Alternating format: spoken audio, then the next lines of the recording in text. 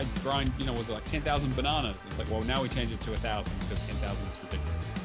And they're like, how dare you? I want other people to suffer like I suffered.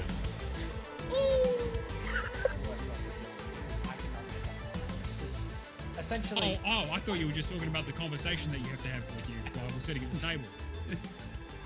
I mean, I've been there. Whatever you need to tell yourself to justify your hoarding, mate. We're all here for you. I mean, like, I'm know, disappointed in you. Yeah, see, right? Even I'm like, come on. I can't wait for Christmas. Yeah. I know, I'm so excited. I get one from my family, get one from my mum, get one from my nan. Oh, great. See, the problem. Yeah, see, the problem is that the Hall of Famers trophy is see-through, so I can't really use that in any really good tactical way. I mean, they must be bleeding money according to every other podcast on Earth. Yeah, like, we need to support them. Yeah, right. Apparently it's doing so badly. the greatest deal in gambling. That was sarcasm before I get taken out of context. Cameron, you've also set up. What did you end up deciding what it was going to be? Zinger burgers? No, I tried to set it up to do that, but then I found out it was going to cost us money. So fuck are you talking about? Anyway, shut up! Shut up! It's not your turn to talk anyway. Keep talking. Let Charlotte talk on the fucking episode, you dickhead. Put your fucking camo mask on. You go invisible, please, or mute. It's okay. I'll just get my co-anchor. Right, sure. No. No. Put the puppet away. Put the puppet away. Damn it. All right, fine. That's fine. Just ruin my fucking joke then. Whatever. Tell them how great the Xbox was. I'd never buy a PS5. Along comes the second lockdown. Thank Galatas for that. And I buy one from the scalper, and Sony just laughed the whole way to the bank. Exactly. Yeah. They always, house always wins, right? At the end of the day. Yeah. Well, I thought I'd do a Neo and not buy any new games anymore for PlayStation because I'm buying them all on the Xbox. But now, Sony win again. They're good. Oh, Jimmy Ryan. Know that you've screwed me and you've put all the games that I hate in that box, and all the ones that I would play are hidden elsewhere. I know exactly what you're doing, but sure, let's play the game. Cameron, you've been caught out. Anyone here that's played Halo Infinite at this point? Between us three. Yes, this will be my first time playing it tonight. Yeah, so we're gonna do some customs later on tonight, but yeah, Halo Infinite hasn't really had the best launch, even though I think the multiplayer is.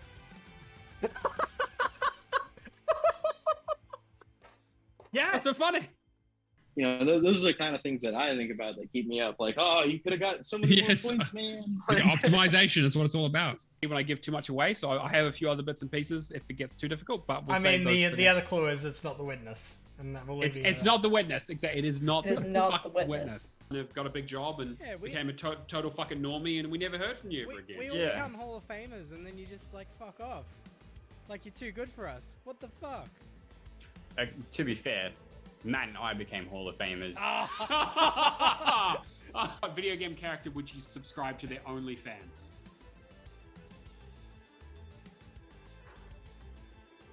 Master Chief, those thighs could. Come on, you see those big bulky thighs. The helmet stays on though, you know. That's great. Although, if I'm going to put my tinfoil hat on for a second here, but wouldn't it be the most Activision thing of all time for part of their strategy to be like, well, we just make the file size as big as possible, so even if you wanted to play something else, you just can't. I'm gonna go. She knows. Seriously. What are you guys doing? Nothing. Move on. Oh my god. If you guys are talking about the nude calendar again, I'm gonna get so fucking over you. I swear to God, I'm just gonna do this podcast on my own. I'm prepared. I'm bottomless right now, so I'm ready. Where's my going on every bit of social media now for the next couple of weeks. That suddenly becomes unobtainable or discontinued. What do you do? Do you play all the other games except for that one? Do you give up on games in that series or something else?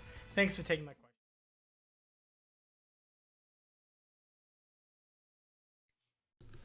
Try that again. Hello, everybody. Hello, Cameron and Cameron's puppet.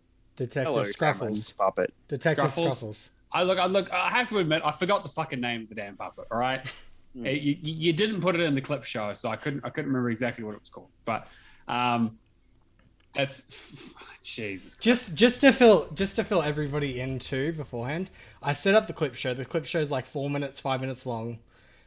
As I got halfway, we started talking about the puppet. I'm just like, I wonder if I can find the puppet really quick. So I just ran to the other side of the house and quickly dug it out. Yeah. He got the puppet. That is definitely true. Oh, thank you, Simone. Yes, I did get my hair cut, and I've actually done something with it for a change. It looks nice. I didn't even recognize it last week. Thank you. Yeah, no, I finally Charlotte was like, hey, you need to clean this up for this special episode, and I was like, all right, that's fair. You need to look presentable for once. I need to put my camera down a bit. I will do so right now. That clip show is going to make no fucking sense to any of our audio listeners, but that's fine. They can come watch the VOD. We'll have it up on YouTube and on Twitch and all that sort of stuff. You can watch a 5-minute clip show of Charlotte bringing up at least, like, it's only 3 times there, but I can assure you it's a lot more that she keeps on raving on about a fucking nude calendar. I was looking out for the one where Matt gets wrangled onto doing your charity stream. Oh my god! Anyway. Yeah, that would have been a good one. That would have. Yeah, there's actually a lot of them. I should probably intro the show. Hello everyone, and welcome to a very special episode of the Hall of Gamers podcast. This week I'm joined as always by our wonderful producer Cameron. Hello. I have Milo ice cream. Do you have Milo ice cream? No. I don't even think we have Milo ice cream in the country. So yeah, I don't think you do. Unfortunately, yeah. It's really good. I haven't had it for like fucking 18, 19 years. It's so good. Anyway, not sponsored. Fuck Maxibon. No, yeah, I was gonna say you should have covered up the brand logo on that. So not giving us any money. Yeah. Unfortunately, Charlotte can't be with us this week. She has the spicy cough. She is down with the sickness, as they say. You're not even gonna start like follow that up with a wah, wah, wah, or whatever it is. No, it's I should have got it a pre-record or something. Yeah. She says in the chat that she is dead. Yeah. So unfortunately, Charlotte has COVID, and so is very ill at the moment, and not up for being on a rambunctious podcast like this one, which is understandable. We did joke about pre-recording her segments, and she did do it. Yes. Well, I was going to make that a surprise, but sure. Thanks, Cameron. And we've also got our special guest here, Keo. Hello. How you Back doing, again. mate? Yeah, good. So, yeah, happy to have you on. You've always been a big supporter of the show, so it's great to have you on this very special episode. You've always been most of the wait, what's the right? I don't want to insult people. You do words, mate. Insult me. It's fine. You're the most tolerable listener that I can talk to. There we go. Look, Brad was only just tolerable. On, mate. Yeah. Look. Okay. Cool. Is so Brad is that tolerable? me being? Wait. Can you tolerate me, or are we? Yes, you're the person I can tolerate most. Okay. Right. No, cool. He's saying you're the least worst, which is like, it's all right. In real life, I guess you could say I'm an enabler. So that bleeds into pretty much both my sides of the life. So you could say. Yeah, fair. That's fair. I think Kyle in chat has taken some umbrage with most tolerable listener, Cameron. Kyle is most. Oh, actually, I first immediate thought was the listener that looks a lot younger than what they actually are. But we've also got Keo here as well, so I'm fucked either way. These two just drinking from the fountain of youth. We have a lot of wonderful listeners. We have some not so wonderful listeners, but I can let them decide who's who. We try to call the pool by getting them on the show. Charlotte. Yeah, that's true. Yeah, exactly. Wow. Charlotte is heartbroken that she can't be on the episode tonight. I know, yeah. She is. Well, just you wait. When I start learning how to use filters, you won't be able to stop looking at me. So. Yeah, there you go. Exactly. Yeah. As soon as you get that bunny ears thing going or whatever, those fucking sparkly eyes, you're like, yeah, we'll be set. Absolutely. People really need to start watching the VOD. Speaking of which, we do the show live on Twitch every week. Hall of Gamers Pod is the place to find us on Twitch. You come say hi, shit post in the chat, comment on my haircut. I had the haircut last week. I don't know why no one commented then, but whatever, it's fine. I did actually put some stuff in it though, so it actually looks okay. But yeah, otherwise the show goes up on Tuesdays. I put out the VOD on YouTube for archive purposes. Our Tuesdays, not your Tuesdays. Sorry, my Tuesdays. Yes. Tuesday, innit? And so so the VOD goes up on. Tuesday. Yes, the VOD goes up on YouTube, so you can come see it there because it gets deleted off of Twitch after a while. Otherwise, the audio version goes out to your ears and all the best podcast platforms, etc., etc. All right. Well, I suppose we should probably get into Song of the Week, Cameron. I haven't listened to this one yet. Am I gonna? All right. Okay. All right. I think you guys will get it. Take it away. All right. Racing through the skyway, going for the gold, smashing all the records, drifting round the course, getting speed trapped, getting boost, getting wheel spin, natural juice, getting air, getting rough, coming first. The cars we unlock, it's a long race round the clock if you want to win 'em all. It's a long race round the clock if you want to win 'em all. God damn it. It's a song that I know, that I'm going to butcher the name. Is it just rock and roll? It's not rock and roll. Yeah, it's not, is it? Yeah. Rock and roll is in the title. Yeah. Kia, do you know this one? I do know this one. You would have done better with Down with the Sickness by Disturbed this week. Can I guess the band before I lose it? But it's my turn, Cameron. Yeah, exactly. Got to Cameron, let the guest you fucked speak. it, Cameron, all right. Right, you've had your chance. All right, it's A Long Way to the Top by AC/DC. There you go. So- Exactly. Fantastic. Good job. Yeah. Yes, I would have done Down with the Sickness, but unfortunately we have already done it. So, okay. So, but yes, I did look. Although getting the Look, there are many covers of that song, and you could have chosen a different one to go with. So this is true. Yeah. Nick just showed up at the most opportune time. I was just about to chime in and say is the band High Voltage? I mean, no, the band is not High Voltage. I mean, that is the album it was on, actually. Wait, so was it? That's good. So so that is actually yes. The album was Yes! High Voltage, yes. So that's absolutely fucking hilarious. But yeah, the song is A Long Way to the Top, and then in brackets, if you want to rock and roll on High Voltage. Great song, great album. I love me a bit of Akka. I obviously know the band name. That was the joke. I was making a joke of AC/DC. Not. Yeah, cool. And yes, Moving on. as Charlotte points out, yes, it was in School of Rock. That's where a lot of people who aren't big AC/DC fans probably have heard it. Now we're just taking the piss. Also, right. Yeah, I know. All right. Let's get into some of our questions then. Normally we do the interview segment, but Kia, we've already fucking talked to you before. So yeah. We should introduce. This is going to be a very loose episode. We have cake. Matt got carrot cake for whatever reason. Well, okay. Look, it's not a cake. It's carrots. Mate, there's nothing healthy about this. All right, this doesn't count towards my 5 a day. All right, it's It really doesn't. It really doesn't. It's carrot and name only, really. And to be fair, when I went, I went to the gym, and I was talking about this on the Discord, but I went to the gym and I was like, okay, cool, we need to go to the cake shop. And it happens that I was like, okay, I need to get a cake for the show, obviously. And it turns out that it's literally a 2-minute walk across the street. There is a cake shop called Cake Passion or something. And so I'm like, oh man, and it's like 6 o'clock, and I'm like, I'll wander in there, I'll just grab whatever they have. I go in there, they have everything. They were like, it's like 6 o'clock. It's like, yeah, it doesn't matter, you can get whatever cake you want. They're like, we just have them sitting here. I was like, oh shit, okay, I actually have to make a choice. I was just gonna grab whatever was left and see if I could get a discount. And so I was like, all right, well, carrot cake is also the cheapest and probably the least bad for me. And probably the thing that would have been left if there was nothing there. Right, it's true. Yeah, exactly right. So what you're saying from that is you're always setting yourself up for disappointment. I mean, look, I like carrot cake, and also Alison likes it, and I don't know. I don't think it's safe to have something that I will eat and she won't in the house. So really, I'm just foisting half that responsibility on her at some stage, which I'm sure she's thrilled about. Yeah.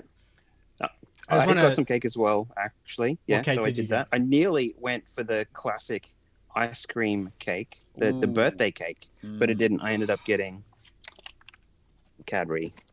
Cadbury mini cakes. Cupcakes are not cakes. Yeah. Cupcakes are mini cakes. Cake enough. They are literally They're more cakes. cake than donut. So yeah, true. That's true. Unless it's a cake donut, in which case that sort of blurs the line. But yeah, if you came in here with, you know, what are they, the croissant donuts, whatever they call, yeah, like no, you're out. That's not. If you're not in the Discord channel, go and check out. If you're not in the Discord, go join the Discord and check out the podcast channel at the moment. We have lots of cakes, discussions about cookies, donuts today.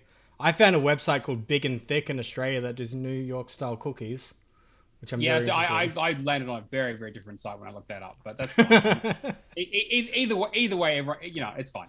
I wasn't too displeased. It was better for my diet at least.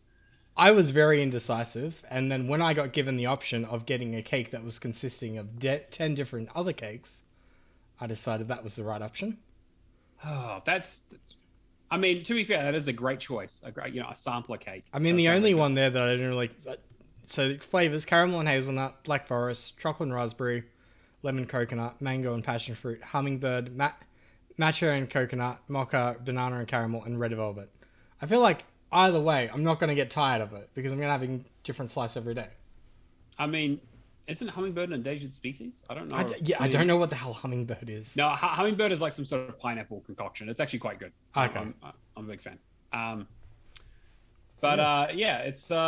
It's I guess it's cake time. I will admit that when I went in there and I was like, oh cool, I just want a cake. It was like at the end of the day, and they did have like a little pastry shelf that was looking a little sad. And so I walked over there, and the guy was like, "Hey," because I was looking at, they had like a little mini lemon meringue pie. I'm like, I love lemon meringue, and I was looking at it, I was like, "Oh, that looks pretty good. Maybe I'll grab one of those." And he's like, "Hey, if you grab that and like this apple pie that I have left here, I'll give you a 2-for-1 on that." And I was like, "Fuck it, legend. I'll do it." Yeah, he just wants to get rid of it. They'll throw it out otherwise. I was like, "Sweet, I'll take it." He saw the fact that you were coming from the gym. Yeah. I was looking like sweaty and shitty, and he was like, "This guy clearly needs some." This guy's clearly relapsing. Let's get him. Yeah, exactly. Yeah. He needs to balance out those calories that he lost, and then some. So, I do love lemon meringue. Lemon meringue's fantastic. Depends on the meringue. You really need really good meringue for me. Well, I don't know.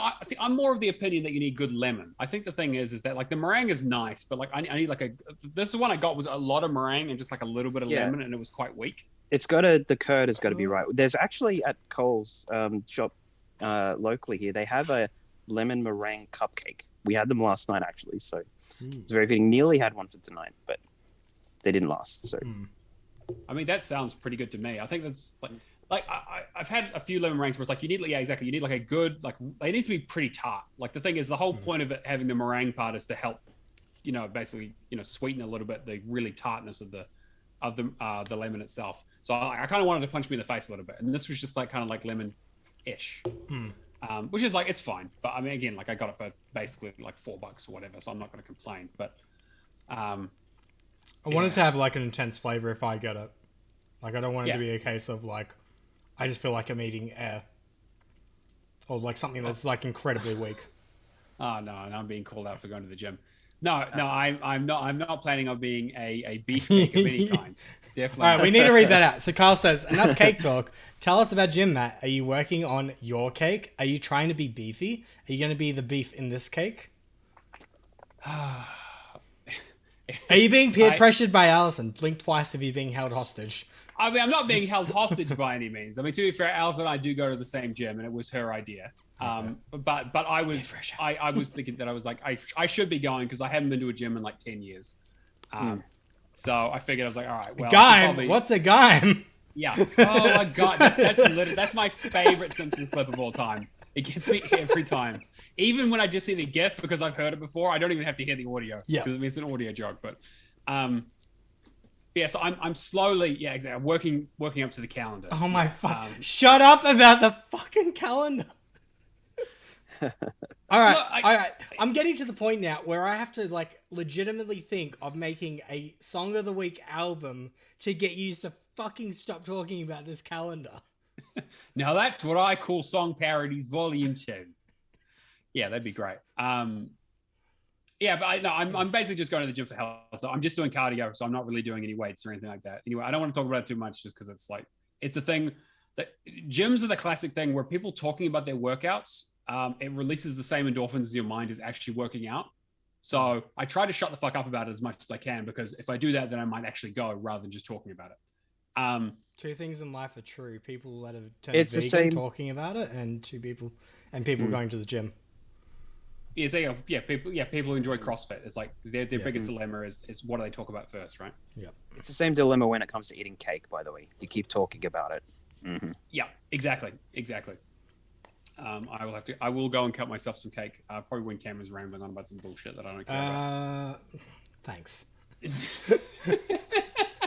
You know what? Like, making that clip show, there's so many clips of just like used to insulting me, and it's like, Look, yeah, someone bit of a break sounds good. Foil. Someone's got to be the foil, mate. I mean, come on. I mean, look, you can make fun of me all you want. I'm super down for it, you know. I thought us pushing Kirby off the show was meant to get me a little bit of. Yeah, no, that was definitely well. Kirby was fucking brutal. He's on a different level. That man does not care. Yeah. Mr. Nick in the chat says that he does CrossFit and he wants me to fight him. That's fair. I think that's fair. At PAX, we can get you two to fight at PAX.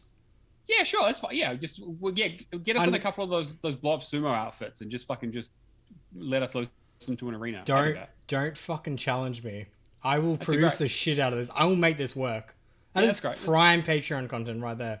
You want to see Nick and Matt wrestle in sumo suits? Yeah, in sumo suits only. I'm going to specify that. Make sure that's a very clear part of that. I'm not T-Rex outfits. T-Rex outfits also acceptable. Oh god. Cameron said this is going to be a bit of a loose show, and he's right, but I don't really know how that differs much from our normal show. I think we're just going to tangent even more, and probably just now that Charlotte's not here, I don't think we're going to get back on track at all.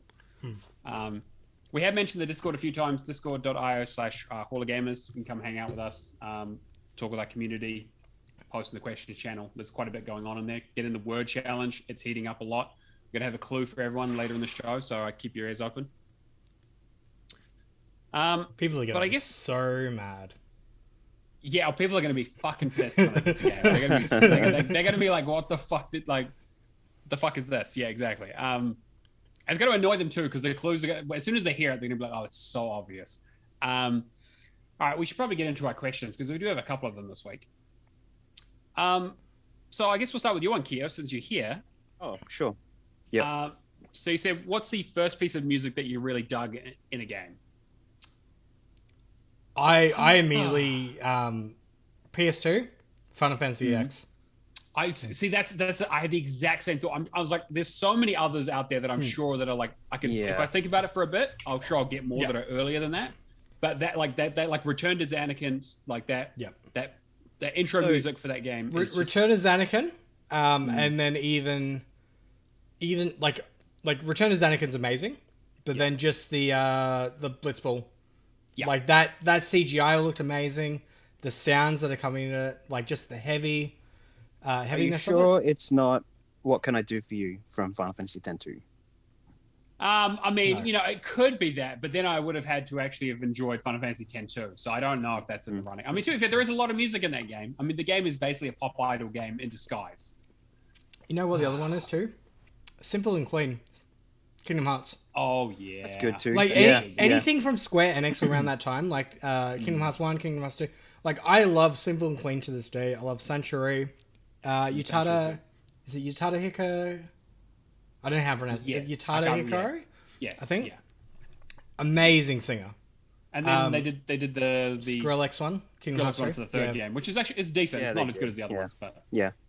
Well, mine's much older. It's the there's a Tomb Raider 2 has the Tibetan foothills level where you get on the snowmobile, and that one was really groovy.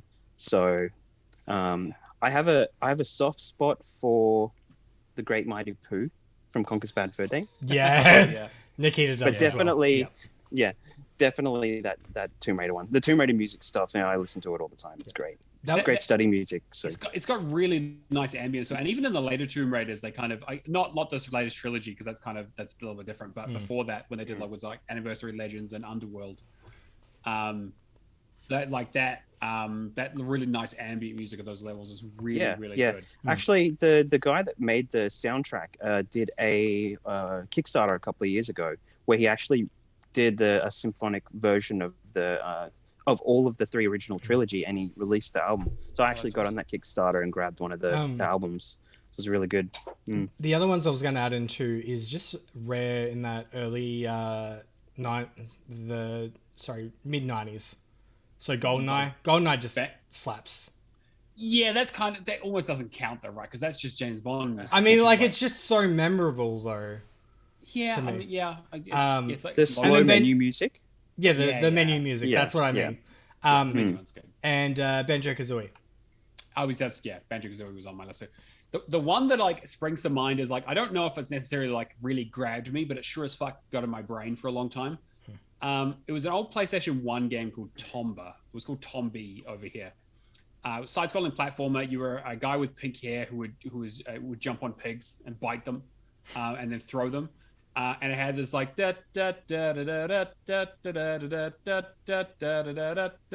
it was like this just like, and I played again because I didn't own the game. I had again. I was like 8 years old at this point, and so there was like the demo, and so I just played through the demo over and over and over again as you do as a kid.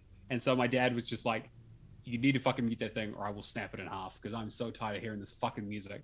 And just even to this day, I can still remember like most of the music from that game because eventually I did pick it up and play it, and it cost me like $1 million to try and get a disc copy of it. But yeah, that was one of the ones that just sort of stuck with me. There are a lot of really good earworm games. You doing that right then just made me think of like, you know, local small town marketing. You know, there's rural ads kind of situation. Yeah, exactly. It was a very strange game, but definitely worth checking out. I mean, it sounds like it. It was so weird and interesting. Charlotte says, Alex the Kid will forever be stuck in my head. Yeah, like to me, it's like those early Rare games. PS2, like when I first picked up PS2, it was Final Fantasy X, Kingdom Hearts. I can't, like, the only other games I played outside of that were like GTA, and I can't really think of any GTA memories. Yeah, Gran Turismo 2 actually on the PS1 had Kazabian in the soundtrack, and that's the first time I'd heard them. They were great. It was it was a really good intro to that. So if you've not heard them or listened to them, that's really good. I'm trying to think. I mean, yeah, Halo 2. Halo is iconic, but I didn't really start playing Halo until well after. I didn't get a 360 until I think 2009, 2010. Like I was late. Yeah, like Halo is like I went and listened to the I just like Marty O'Donnell has all of the Halo soundtrack up on Spotify, so I just went and listened to it for a bit, and there were so many good fucking like hits in that. Yeah, like Kyle brings up like Need for Speed Underground too, and it's like there are a lot of those EA games that had really good soundtracks, but it kind of doesn't count, right? Because they were all licensed music for the most part. If the question here was what is the first sound that made you think of a video game, it would be EA games. Yeah, challenge everything. Yeah. Like that is engraved into my head as a child. Oh, the one that's engraved in my head is the PlayStation 1 startup. That sound. GameCube. GameCube. I still think the PlayStation 1 is better, where it's like there's the just because you have the wow, and then you have that nice little tinkle at the end. It's so good. God, I mean, it still counts, but I'm saying I don't have that nostalgic connection to it. Like I'm probably the biggest Halo diehard fan here, but I mean, like I recognize that the music's good. I can immediately like resonate with it, but I don't have that nostalgic connection to it like I do with listening to Otherworld from Final Fantasy or listening to, you know, the classic like Rare music. Like even Rare Replay, like I loved that announcement. I still think the backwards compatibility announcement at 2015 E3 was like one of the best Xbox shows. Bob still brings up the Wii startup sound. I also like there was the Wii shop music that everyone gets the orchestras to do. Yeah, that was really good. Yeah, so good. I mean, Nintendo are kind of the obvious option, right? It's like listen to like going and playing Ocarina of Time, like that music in there is, and even like Link to the Past, like all of the Zeldas have some of the best soundtracks in gaming, and I just like I can probably hum most of those songs, and I still remember them. Just like, and I haven't played any of those games in a very, very long time. It's just this. I mean, like music's one of those things for me where it's like I don't usually notice music. Unless it's an absolute fucking banger, like it's really, really good, and it has to be like really good for me to notice. And it's like if it's just good, I don't notice it because it kind of blends seamlessly into the experience. And then if it's bad, you notice it obviously straight away. So it's like you have to be a really high bar. So like the thing that I played recently that had really, really good music was Paradise Killer. That soundtrack, like I literally, after I finished that game, and Alison will attest to this, I just had this on repeat, just the entire soundtrack running through the whole thing. And it's this like really cool, like synth wave, just like it's so good. I want everyone to like. Well, first of all, I want everyone to play that game because it's fucking weird and interesting, and I want everyone to just listen to that soundtrack. Tell Xbox to stop releasing bangers in Game Pass. Then I don't have enough time. Yeah, I know what you mean, right? I played it because I was like I needed something new to play, and it looked interesting. And I'm so glad that I did. The guy that made Lips for the 360 did Elite Beat Agents on the DS. If you've not seen that before, it's the soundtrack for that is amazing. Like David Bowie, everything, and doing everything in time of the music that got me into that kind of, doing things to the beat kind of music. It's really great. Yeah, Elite Beat Agents is another favorite of mine. I played it on the DS back in the day. It's based because it was originally released in Japan as Owen Don. And then so they had Japanese like pop music for it, and then when they ported it over again, it's all covers. Unfortunately, it's no original songs, but they're all covers of like some really great stuff. And then they never ported over the second one, which sucks. Because I was like I really wanted to play more of that, but like half of the songs of the week are from that stuff because that was one of the soundtracks I listened to. Yeah, was over and over. Yeah, for sure. It's like it's like Anthem, Good Charlotte, and David Bowie, and Kyle's saying no love for Mass Effect Andromeda. Did anybody play Mass Effect Andromeda? I don't think anyone played it. I think I think people were so distracted by the glitches that they just didn't do anything. I mean, I love the soundtrack for the original Mass Effect and that sort of stuff. That trilogy has some really, really good music in it as well. Even just that ambient music of when you're in that main menu, it just has that really cool sort of futuristic sound to it. Yeah. Shane, Celeste and Ori, 100% agree there. I mean, like, I keep on wanting to get into Ori, but just the information that we know about, like, Moon Studios, kind of feel a little bit about it. Yeah. Messenger, I can't actually remember the... Yeah, Messenger had good music, but the thing I remember about the Messenger more is that it was fucking bullshit. And I had to hear the music too much, unfortunately, because Crash Bandicoot and Spyro, like Crash Bandicoot was the very first game I ever played, so that dun dun dun dun dun dun dun dun dun dun dun dun. Like I'm right there, of course. Like that's just that's a core memory, right? How about we change it? Like a lot of this is very nostalgic to us. Yeah. What's a recent game that like I'm immediately going to like True Colors. True Colors had a really good soundtrack, although that's kind of. I don't know whether that's cheating because it's a little bit because there is a lot of licensed stuff in there, like that Dido track. And that scene towards the end is so perfect. And actually, I love that cover of Creep. Yeah, cover of Creep is really good. The Song on the Bridge, I can't think of what it's called right now, but and then Blister in the Sun, of course, is in there as well. There's so many good songs in that game. Artful Escape obviously is an absolute banger. I mean, it's like built around the music. That's all about music. Yeah, like I said, Paradise Killer. I highly recommend everyone try that. Supermarket Shriek. The ending is Supermarket Shriek. Yeah, I've heard like it's actually like really hard, but I don't know. Kia, what about you? You've been playing a fair amount. There was something recently, but I just can't put my finger on it. I don't know what it is, but yeah, I haven't really like had any really great stuff that really stands out. So it's a lot less creative these days, and it's all ambient sounds and stuff. So, but I think that's what gets me now, ambient sounds more than anything else, so lo-fi hip-hop beats to study to, whatever. Yeah, exactly. I was like, because I was just thinking of like Death's Door had a really nice soundtrack, but it wasn't anything massive, but it had really nice ambient noise, and just the music was quite light and really nice sort of undertone to it. That's the thing though, with a lot of these games, like you fill in the middle, like it becomes one of those things you just forget. Unless it really stands out or like really changes the emotion of the scene. Yeah, it's Kyle points out Neo actually, yeah. I do remember because I've been playing The Witcher 3 this year, and the combat music in that is it's so on good. Point. Just so Hades agrees. Slavic, it's like enemy gets within 10 feet of me, and it's like Slavic choir starts howling. It's like, great. You can just circle around that beast for forever. So it's so good. Hades had a really good soundtrack. Hades had a fantastic soundtrack. Hades is a fucking 10 out of 10 game. Wow, like 9.5. But there's so much going for it. We could be all day. There's so much music, and I wish I could play. I'm surprised how many we've come up with. Yeah, I think I need things to listen to while I'm playing video games, right? And it's like long gone are the days of EA tracks where you could play something that actually had decent licensed music. Usually it's they've kind of gone away from that, especially with streaming, because you can't stream licensed music. So every time what I really miss? Groove, like being built into Forza Horizon 3, and just because there was like the small like little reverb as you entered like a race and that kind of stuff. Like it was just perfect. Like it just blended with the game so well. But I really want them to bring back or just implement Spotify into Forza Horizon 5 for me.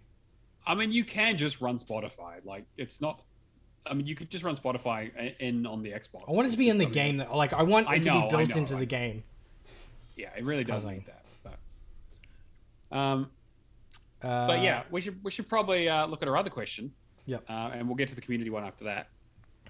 Isaac says, "Hey guys, baby games keep getting added to Game Pass. How do you feel about baby games on Game Pass? And do you think that the likes of Reminisce are going to come to Game Pass in the future? Thanks for the show." Thank you for the question, Isaac. So the first thing I thought with this is, what do you define as a baby game? Because I don't know. We should define it first. Yeah. Well, what do you think? Yeah. Well, I don't really like the term baby game, because games are all kind of lengths, and you get what you put into them, really. So, it just depends what you're going in for. If you're going in just for the achievements and the quickest possible finish, I mean, that doesn't mean it's a baby game, really, at all. Sure. So, yeah. So, like one of the games I played this week, is it a baby game? I finished it in like 40 minutes. Ben-Hur.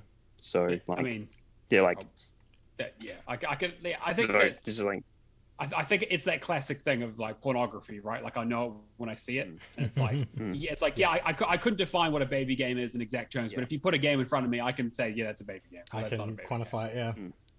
Yeah, exactly, yeah.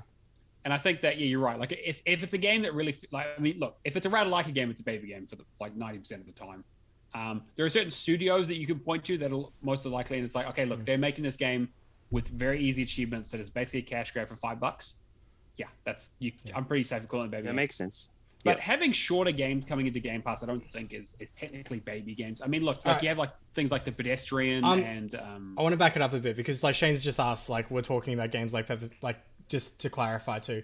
Sure. I don't know whether you will agree or disagree. Peppa Pig, I feel like 1 hour completion, technically a baby game, but I feel like it comes down to the developer in that as well.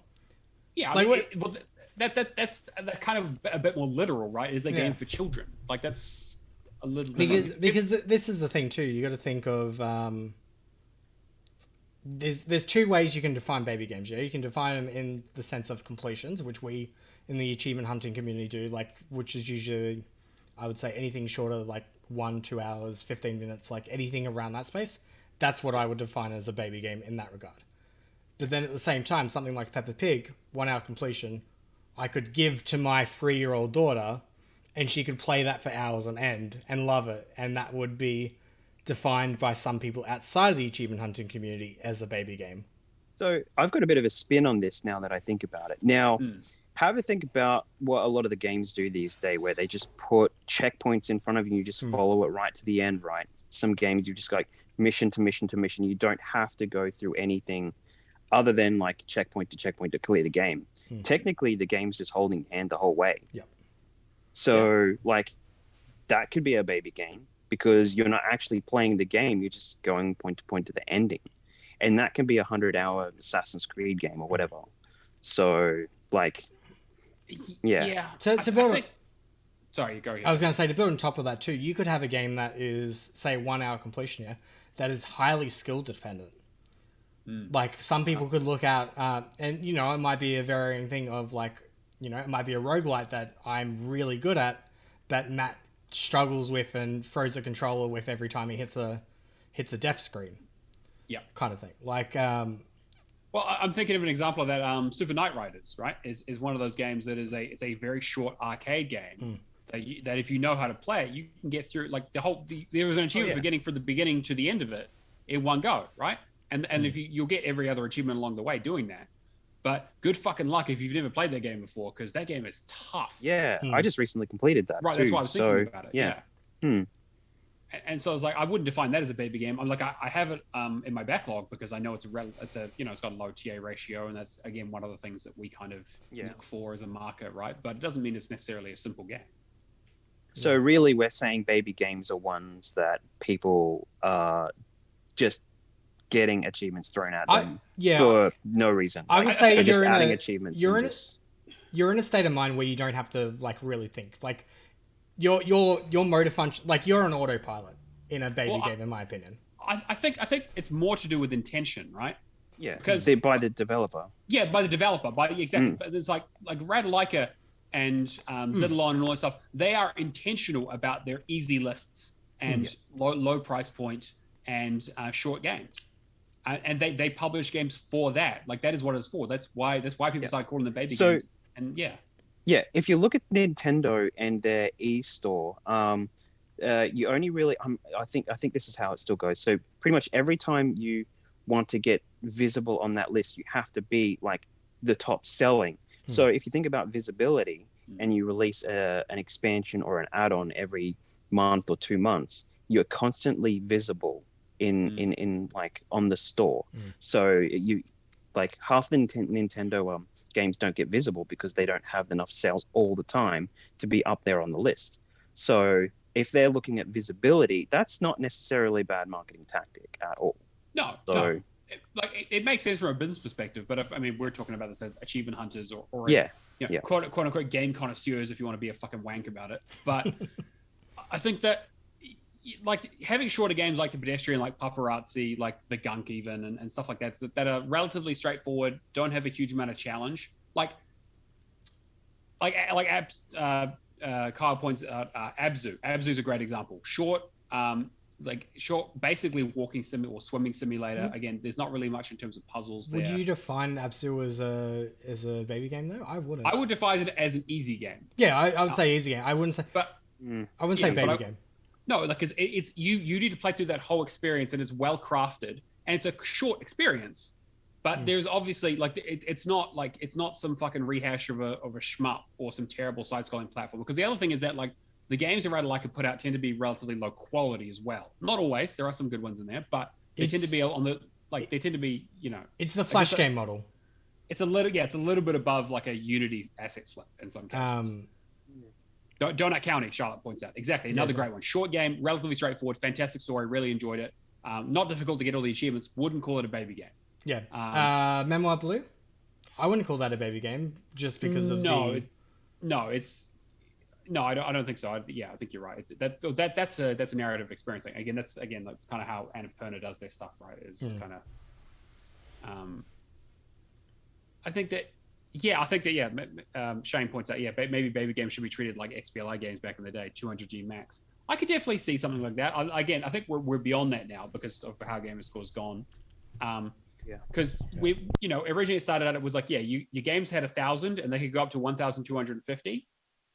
With you get a 250 Gamerscore DLC you're allowed to add, and for Xbox Live Arcade games they could add 50, so it was 200 for 50, and then they upped it to 400, and then 400 with a extra 100 to make it 500, and then with regular games it was 1,000 all the way up to 2,000. Shane and also, now, I was going to say Shane also said Virginia. Yeah, Virginia is walking sim. Like I love walking sims. Like I really enjoyed. What was it? Edith Finch that was good. Fantastic really game. Really good game. I love me a good walking sim. I mean, if you look at like Paradise Killer, that is pretty close to a walking simulator. I mean, there's a mystery involved, and you got to do conversational stuff, and there's a little bit of like light platforming, but like it's mostly just walking around this really fucked up island and just discovering stuff. Yeah, it's just the experience behind it is different. Carl, baby games should be treated like shaving a monkey. Sure, it's fun and funny, but you don't do that in public or brag about it. I mean, that, you know what? Sure, we can go with that. I guess this leads into the second part of the question for Isaac. Do you think games like Rattlelarka is going to come to Game Pass? I think anything like Rattlelarka, Zidalon, Chili Dog Interactive, all those level of publishers will never release a game unless the achievement hunting model changes from what it is with the updates and all that. I don't think they'll ever hit Game Pass because, let's be honest, if I was working for Xbox, I wouldn't be giving them a high amount of money for the level of quality. There's some games. It looks bad for the service too. Yeah. There's some games that are enjoyable, as like Rattlelarkas and that, but I mean, to me, they're the equivalent of playing an arcade flash game that you would do it on lunch break back when you're in high school. Like it provides some enjoyment for an hour and then you're gone. Yeah, and the fact that they give us achievements is the only reason we play them. I think that's the key distinction, right? Like I play a lot of games for achievements, quote unquote, or I used to at least. I'm kind of trying to move away from that. But now I play games to get achievements, which is a little bit different. It's like Stallion in a way. Like you're approaching Stallion's level of I've hit all the milestones that I really want to do. I still really like achievements as a system. Yeah. I want to you've always been a completionist, but his mindset is now, Sea of Thieves, I want to get all the achievements in there. I don't want to worry about getting all these achievements in easy games to keep my score up. I'd much rather get something that's like I'm proud of on my tag. Exactly. Yeah. I've never accidentally stumbled upon like a baby game. I've never actually played one, and like all of these 5,000, and then found out like, oh, it's a baby game or whatever. Like I've never actually played one. Like, so where's the appeal outside of just getting the achievements and the marketing behind it? There isn't really. The thing is that they realize that it's a way for some of these developers to kind of get experience for making games and getting them onto the store, make a little bit of money because the games are cheap. Yeah, pretty much. Yeah. And the achievement community lap them up because they want to keep up with their scores. And then Zidalon have taken it to the extreme with the title updates. But the other side of this too is like game devs always have to start somewhere. Yeah. That one big game that that a solo dev is working on is probably not going to be their first game. It's like more likely their fourth or fifth game, and they've got 10 years of experience of making those mistakes with earlier models and working their way up to like a bigger project. And like we've seen these kinds of games for ages on Steam in early access and all this sort of stuff, and things like itch.io, right? It's like it's only just that now they're coming to Xbox and they have to have achievements that we're actually noticing them, because we still had back, was it the Xbox community? I can't remember what it was called. Where it was like the stuff that was made just kind of and put out, and people would just play it and didn't have achievements. I'm sorry, I can't remember the name of it. I just remember the one game that everyone played was I think it was called Weapon of Choice. And there was one thing called I made a game with zombies in it, and it was like you paid $5 for it, and it was just had a song in the background of a guy I remember that Windows Phone. Yeah, right. Yeah, exactly. So, but yeah, I don't know. Oh, catch you later, Carl. Thanks for stopping by. So I don't think that any of that stuff will come to Game Pass. I'm happy for shorter experiences to come to Game Pass. I just have less time, and I have less patience. I have so many other games I want to play. Game Pass is a great experience. Having shorter games is an easier way to get me to play them, to be honest. Having said that, the 3 games I've been playing this week are not short, or not shortish. But the other thing too, value proposition. Like we talked back in RGS days of like, I think Planning's model was $1 equals 1 hour. Sure. But kind of thing. And then, I mean, like Memoir Blue, I think is like $17, that kind of thing. And it's an hour experience that I really enjoyed. But I wouldn't pay $17 for it. As Dust Falls as well. I think it's like $40. Wouldn't pay, it's a really good game, but I'm very unlikely to pay that just to experience it. We would all probably just wait for a sale, right? You see it 50-60% off, and you're like, oh yeah, I'll pick that up. It's about what I want to pay for it. Whereas like now it's on Game Pass, there's no barrier to entry. You just go and play it. And do you want to quickly touch on our community question then, Cameron? So given that the 1 year anniversary of Hall of Gamers was, I put this in, it was Wednesday. What has been your best memory of the show, and is there anything you'd like us to explore moving forward? So I'm going to, first off, I'm going to be taking like a few weeks break, trying to figure out like how long that is going to be. But I just want to, rest up for a little bit. And then at the tail end of that, I'm probably going to be making a few changes. But I want as much input from the community as possible. Like, okay, how the current overlay is now will stay the same. I actually did the numbers to how many times the overlay is changed. Does anybody want to take a stab at it? 6. No. Do you want me to say more or less? It's more. It's more, isn't it? It's way more. More than 6? It's changed more than 6 times. Oh my god, we're not even at episode 50 yet, Cameron. That means that you've changed the overlay more than once every 10 episodes. It's more than 10, less than 72. Fuck. Okay, well, so it's probably like 13. More. 19. Less. Okay. So, all right, we had the original one in episode 1, which was us experimenting with the doing a game every week background, and then we're kind of like, no, this is just going to be annoying. It then changed in episode 4. It then changed in episode 6. I think we had like that thing with Kirby, and then we're doing the resizes, and then we changed it. Then we got to episode 11, where we dropped from GPN because GPN. Then episode 13 was our Xbox Cast special. Yeah. Okay, which I mean is like the number 13, the luckiest number, right? To meet those guys. So yeah. Then I changed again in episode 16. Then I changed in episode 21. Then I changed in episode 22. Yes, I remember. Yes. And then we went on a really good streak of 11 episodes with the same background to 33. And then we had the Game on Cancer special, which we needed. We needed a special thing. Yeah. Then episode 37, episode 38, episode 41, and then episode 42. Yeah, so lots of changes. We have given Cameron a lot of shit for changing it, but it turns out it's actually 100% warranted because he fucking has changed it that many times. But yes, we'll be keeping the layout the same as much as we can. I don't think there'll be too much change there. It's more changing to the structure of... This will... I like the dark background. I like the green. It pops. If I change anything, it'll be the intros and outros next. Great, because that means I have to change them as well. I love giving work. Do you want to take a guess at how many guests we've had on? Now, I'm not counting. I'm not counting like Keo like 3 times or anything. I'm counting him as one guest. One individual guest. Yes. Yeah. I don't know, Keo. You've watched all the episodes, right? Oh, a lot of them. Not all of them, because they happen Saturday mornings when I work sometimes. So, let me just say, let me just go with 12.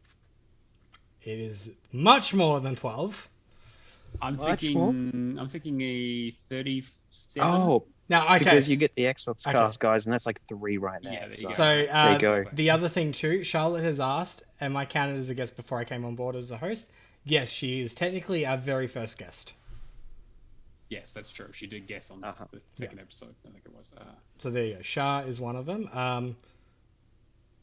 And we had a new guest every week for all of the GPN stuff, and even beyond them, we had a few others as well. Right. So I think we're probably in the maybe. No, I didn't count RGS stuff. I counted only from our official. Yeah, sure.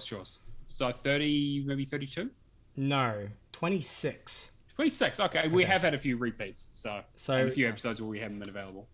Just as a quick shout out to Charlotte, Games of Dane, Chin Doctor, Adrian, Corey. I completely forgot who Corey was for a second. Monkey Blood. Yeah, Monkey Blood.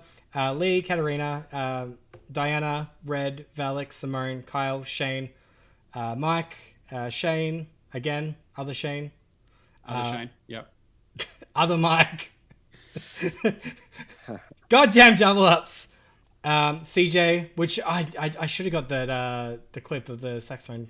So anyway. Oh, that was good. That was really good. That was like one of my favorite moments. Alex, Vudix, Chapters, Steve / Aftos, Ben, special guest from SFS Studios, Kruger with the many X's, Brad, Welsh Hunter, and Keo.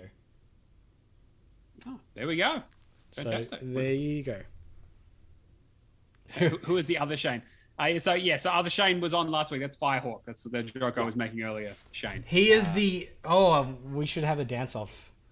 Yeah, he does enjoy his dancing. Yeah. The man that used to work for Ubisoft against the man who's got all the Just Dance completions from Ubisoft. I'd pay to watch that. That's great. That sounds like great content. behind your back, mate. It was on Twitch. We told everybody. What are you talking about? You're saying you don't tune in every single week? Yeah, come on. Oh, well, I think in terms of like great memories, that saxophone memory is so good. That's CJ. Like again, completely. We didn't ask him to do any of that. I was not pre-planned at all. He just pulled the saxophone out of fucking nowhere and just riffed on Baker Street. It was so good. Had no prior knowledge of it. No, it was fantastic. Like to me, like having Ben on is like, you know, I was shit scared to ask a developer because it's kind of like you don't know what to expect. And he's like, yeah, sure. And he was just a totally chill, cool dude that, you know, streams once a week on Twitch with his game development. You know, said about potentially putting us in a game later on. Like that kind of stuff, like pretty cool. Yeah. Some other stuff. Natalie said the charity stream. Yeah, I mean, I was... Sorry, you go. Yeah. I was gonna say that was a horrifying but very enjoyable experience. I was worried that we're like, okay, will we actually have 500, and then just being able to raise over $1,600 for a great cause was absolutely crazy. Yeah, so Natalie said that, and then Kirby's just like, because I was there. God, Kirby telling his drunk, like we know the drunk stories, but Kirby telling the community. Oh, that. Yeah. Some really good ones. Yeah, I think like I went back through some of their old episodes just today, just to have a bit of a look, but I couldn't really remember anything like earlier on. I'd say probably just the aftermath of the charity stream was probably the best. Yeah. Like towards the end, that got rough. Yeah, and Shadow just his Mortal Kombat stream turning into a Street Fighter stream. Yes. Controller stream. So like me just literally stuff like that. pulling out every single control, like variant of controller I own. Me strumming a guitar, trying to see if it works. It was like a stupid hour and a half, but I loved it. I need to do more stuff like that in the future. Just breakdown games. I will also say the favorite part of the podcast are the line of zingers and dad jokes from the man, the myth, the legend, Neomaster.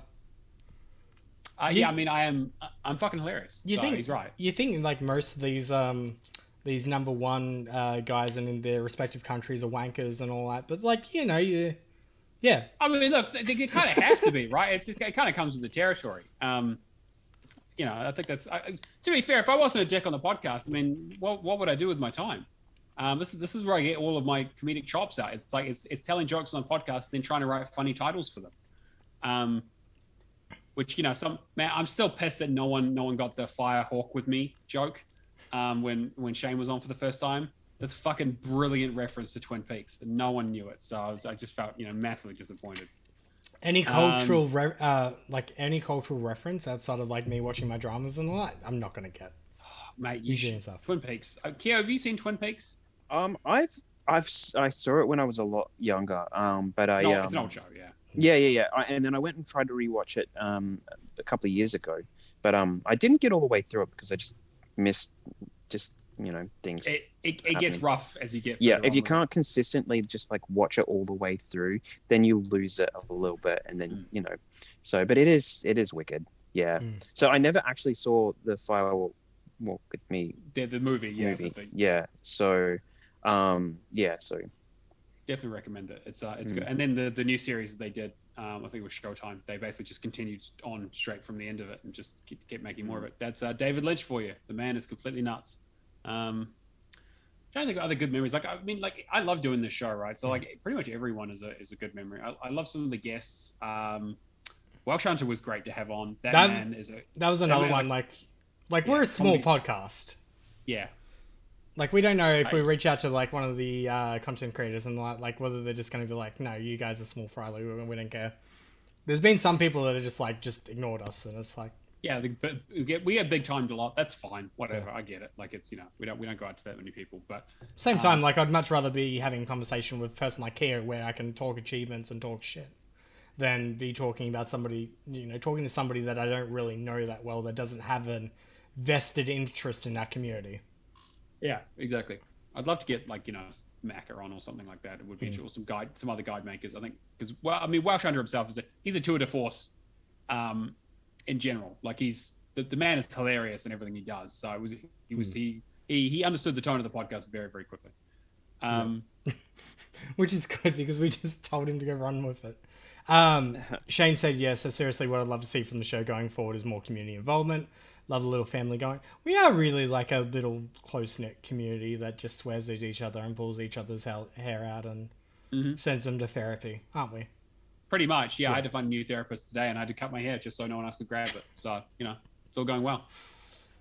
But yeah, like I'm pretty proud of it. Like the big thing for us is like I want to get more people involved. Like show why we enjoy achievement hunting. Like it doesn't need to be like Call of Gamers, to me at least, doesn't need to be anything where people are completionists and all that.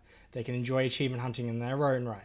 Matt will tell them that they're wrong. They're wrong, but it's not a dick measuring competition. But if it was, I'd still be winning, so it doesn't really matter, right? It's like, so that we can do other things. I mean, at the end of the day, though, I'd much rather bring people in and being like, these are the tips and tricks, these are the debug menus that we know and all that. But like, you game how you want to game, and we'll just support you.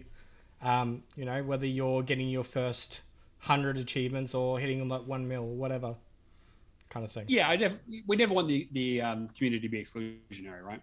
People are achievement hunters at all different levels, doing all kinds of different things. I mean, TA is bad enough for that. Fucking tell me about it. Yeah, exactly. Gatekeeping, dick measuring competitions for sure. The other thing I was going to say, like Zach too, his first memory was Keo actually introducing the podcast to him. Yeah. Isaac was one of the best memories was when Hog went to the Xbox cast and vice versa. That was great. I like our little siblings that aren't little, that are older, and yeah, we're the pain in the asses. Yeah, cool. Yeah, I was gonna say I think Xbox cast are great. We love working with them. We definitely want to do another crossover episode once sort of timelines line up and everyone's available and Charlotte's not dying and.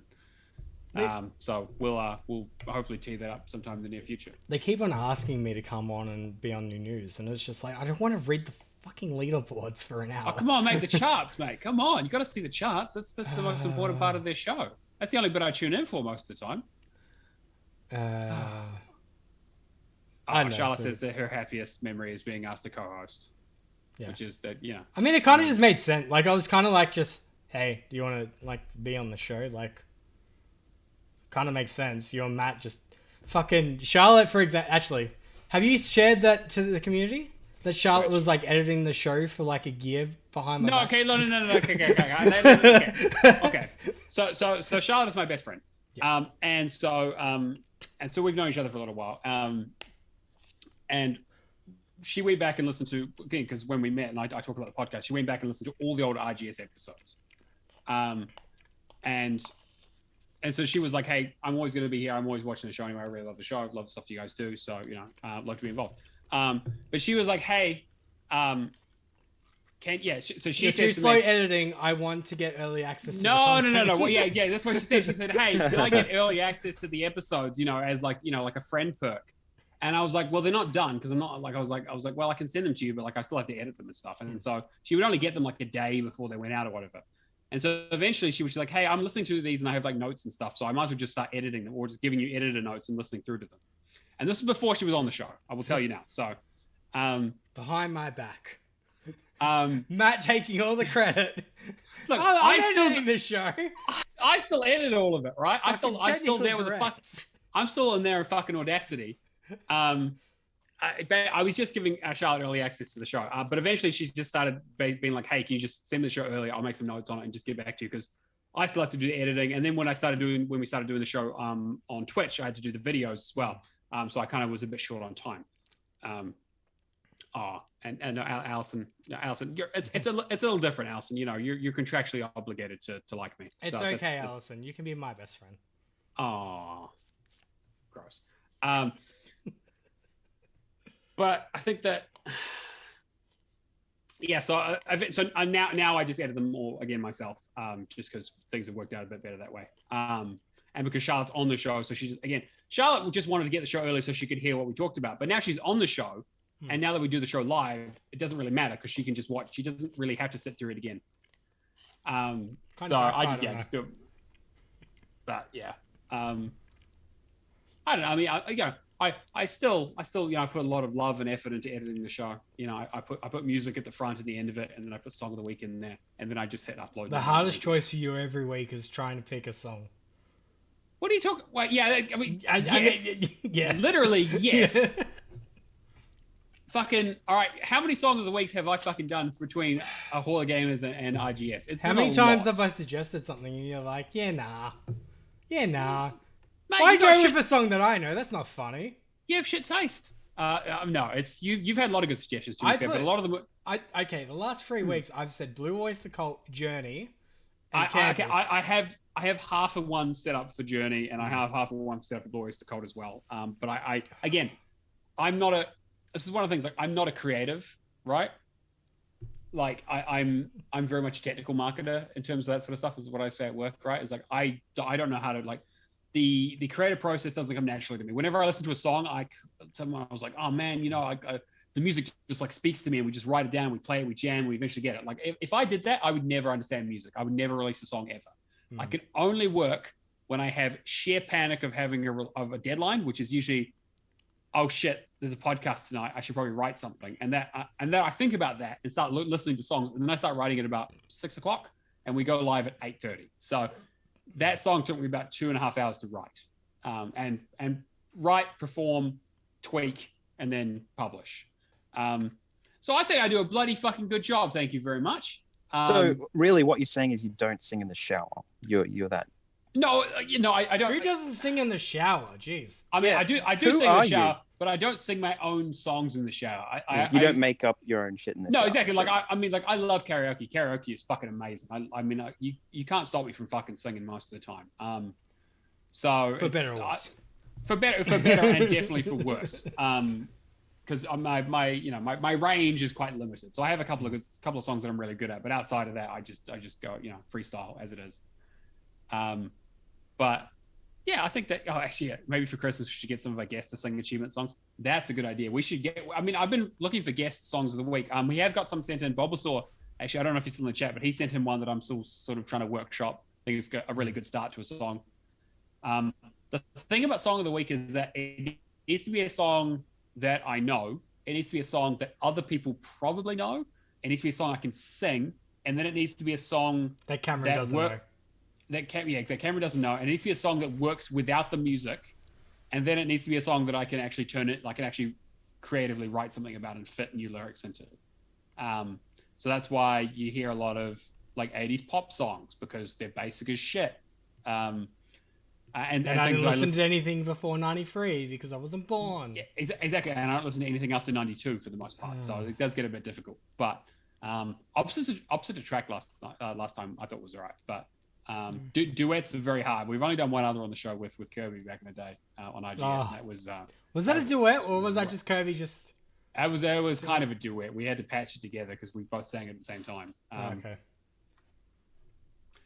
Yeah. Yeah, exactly. Yeah, exactly. Yeah, I can't think of. Wham's a good. Yeah, I'd love to do. I could do Last Christmas. That's a good one. I like Last Christmas. Achievement I gave you. Yeah, exactly. Yeah, my console. I don't know. The song writes itself, you know. And yeah, Simone quickly snuck one in. What game will you be playing for Back to You? Wasn't Back to Your Backlog like last month? No, it's Back to Your Backlog 2, I think. Is Back to Your Backlog 2. Electric Boogaloo. It's like you obviously didn't listen to their podcast last week, Cameron. Yeah, definitely not. I listened to their podcast the other. I'm sure I listened to. You popped out as Hall of Game. You know what? I listened. And then you popped back in. No, I did. Yeah. I listened to the podcast this week, and then I had a meeting. I had a PR meeting, so I had to go to that, and then I never came back. Cameron. Yeah, he's like. Yeah, Back to Backlog 2. Yeah, absolutely. I've already got my game picked out for it. I'm looking forward to it, and it's in August. So I want to play games in my backlog at the moment, but there's so much fucking there's like at the moment I've actually adopted Alex's system of having a whiteboard. Oh no! Oh come on, mate. To manage things. You're not a completionist. What are you doing? I want to get all the Ubisoft stuff before it closes. Except for I don't know if you realize, Cameron, but they are your backlog. Yeah, that's true. That is. Backlog. I mean, that's Like, okay. Backlog to me is games that I want to play, not games that I have to play. Yeah, I don't know. There's, I don't know. We need to get back to good Dante's Inferno. Yeah, Oh, man, we can talk about that. Yeah. We'll get there. We'll get there. We'll get there. Yeah. Then I have no excuse, and I have to do the single player stuff. Yeah. The problem is we go 2-3 weeks out without playing, and then we do one session, get the shits, and then don't play for 2-3 weeks, and that's not working for us. No, we need to just sit down. We only got 5 left to do. We'll get there. Yeah. You know what? Actually, Simone, I've probably got a fair chunk of every single game on Xbox, so anything's a backlog if you try hard enough. But anyway, I'll think of something. Yeah, I think I'm going to do the Mass Effect trilogy. Actually, the remaster that they put out. Because long as you realize that screenshot of the week is rigged. Oh, screenshot of course it's rigged. Simone won again this week. Like, what the fuck? Of course it's rigged. Of course. I won fair and square like last week or the week before, and then I got told no, and I was like, nah, buddy. Not how it works. On a similar note with the backlog stuff, my decision this year was basically going back to 2015 because it was just before I moved states, and there were 4 games I never actually played that I picked up from that year. So it was Metal Gear Solid 5, I finished that, Witcher 3, Batman Arkham Knight, and Fallout 4. And I'm like, I'm gonna complete at least 2 of these games this year, and so far it's working out all right. I finished Metal Gear back before the 361 shut down, so that's good. Yeah. All big games. So yeah, it's a big investment. Yeah, especially like Metal Gear is a 200-hour game, pretty close to it. And Witcher 3 is also. I'm doing started the game of the year one back in October, and I still haven't gone back to it, which is really bad of me. But yeah, it's busy times. You wanna move on to the news? There we go. All right. Yes. I've just been informed by Charlotte that there is a winner for the word challenge. Hey! All right. Congratulations, one Cobra Todd. You motherfucker. You got it. All right. It took so long. Okay. Let's skip forward to what the clue was going to be this week. Okay. So we'll skip through to the word challenge, and then we'll go back to the news. So for some reason, if you don't know what the word challenge is, basically I pick a game. You have to guess what it is. That we have a channel on Discord, discord.io/realgamescore. Oh, sorry, realgamescore. Jeez, well, it's been fucking a year. We've been talking about it all fucking. Yeah, whatever. No, wait. Anyway, whatever. Move on. Hall of Games. You can come say hi. But we have a channel there called Word Challenge. You can come type in a game title, and if you guess the game right, you win $20. Simple as that. Yeah. Each week I put out a clue. I try to make the clues as unhelpful as possible, partly because I like seeing people suffer, partly because that $20 has to last us all month because we take it out of the Patreon fund. Yeah, I got a P&L to keep in track, you know? Yeah, exactly. So the challenge was, the first clue was that it was a DLC. It was a game that has DLC or title update achievements. It has a game that has a stack or another version, so like a regional stack or like a Windows version or something like that. It was a game that was been started but not completed by one Shadowless Edge, which doesn't help all that much because he starts fucking everything and never finishes anything. Which had a lot of guesses. People really got to keep the guesses in mind in terms of keep those clues in mind because all the clues matter. We will say there's been quite a few clues that people are just chucking willy-nilly guesses without without really taking a second to double check that it does have title updates or DLC. That was the main thing with it. There was a lot of games in there that had no DLC or title updates, which was the first clue. Yeah. So again, I was trying to make it super easy, but the clue was going to be that the game title was 3 separate words. So that would make it again not something you can search super easily, but you'll identify it quite quickly. Yeah. So you can filter your list down. But I didn't fucking need to because one Cobra Todd has gone in and guessed Super Time Force, the wonderful side-scrolling time traveling shooter that was Games with Gold on the Xbox. So yes, it has the Xbox One version has a DLC or title update. Actually, don't know which one it is. I think it's just a title update. It's that hard mode title update. Yeah, the hardcore mode that they added in the challenge rooms. It does have a 360 version that came out at the same time, which I also own and have started. And it has been started by Cameron has started the Xbox One version. Definitely hasn't finished it. Neither have I, to be fair. I've got 3 achievements left. And the game title is 3 separate words: Super Time Force. So congratulations, Todd. We'll sort out your $20 for you. Yeah, I'll get back to you in like 4 weeks. Yeah, exactly. Yeah. Checks in the mail. I'm kidding. I must say though, it was really hassling. Like it was really getting to me this week. So I did jump into a party with Charlotte and Matt the other day, and I did ask at least. It's probably like 10 to 15 times of like, is it this game? Is it this game? You did about 20 different guesses until you got it. And even then you nearly didn't get it until I prompted you that you got because you said a game and then I was like, you said Super Time Force. Yeah. And you were like, oh, it can't be that. And I was like, oh, can't it? I was like, it wouldn't be Super Time Force, would it? And he's like, I don't know. Well, you said it couldn't be Super Time Force. And it was like, because it doesn't fit. And I was like, oh, it doesn't fit. Oh, okay. That's news to me because it's the fucking game. And the first thing, what were the first words I said out of my mouth? You people really hate everybody, don't you? Yeah, people are going to fucking hate it. Yeah, it's again, a little bit obscure, but it was Games with Gold. And actually, like, it's a pretty fun game, but it is a bit annoying. It is a good game that had a really, really difficult title update. Yes, yeah. But yeah, congratulations to Todd. We'll get your money out to you, and we'll, I guess I can come up with something new for next week. But for now, you guys can just type The Witness into the fucking the chat thing if you want. I guess. I'll get on that. Yeah, make sure you spell it correctly with a capital T and a capital W, right? I feel like we need to just like, you know, those other Discords that have like the count to 100,000 like channels and that kind of thing. We just need cat exactly. The Witness. A witness. Yeah, exactly. Just it's like what? Shit like the witness? The witness has been typed 10,000 times? Did anybody else the witness that? Oh my god. All right, well, let's anyway. Well, yeah, congratulations to Todd. I'll have a new one for next week. But I'm going to make the clue just as difficult. So, all right, Cameron, you want to fly through the news because there's a little bit here, but it's pretty quiet at the moment. These are very mostly like 1 to 2 sentence kind of stories. Xbox has Discord now in the Insider program. Hey, that's cool. So it's going to be voice chat. So that's the main thing. Yeah, it's actually nice. My friends that are on PC, I might actually be able to join parties with them now and hear both the game and their audio. So that's pretty cool. I'm surprised that they're doing it. Actually, seeing they were in discussions with. No, did PlayStation buy them or? I can't remember if they did. No, they bought. I believe they bought a stake in them at some stage. I think they bought some. Yeah, they're definitely partnered of sorts. But yeah, I never use Discord on the PC. I use it on my phone, so I always have to connect to Discord on the PC to get links and all that kind of stuff, or to set up chat for the PC. It'll be nice. The only feature I want with this, like on top of everything else they're probably already planning in terms of voice and all that, that fucking QR code is amazing.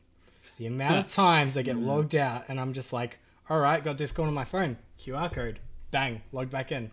That's all I want. Anyway, very quick story. Minecraft don't give a shit about your NFTs, and neither do I. Good. People thinking that they can go and use it to what's the right word?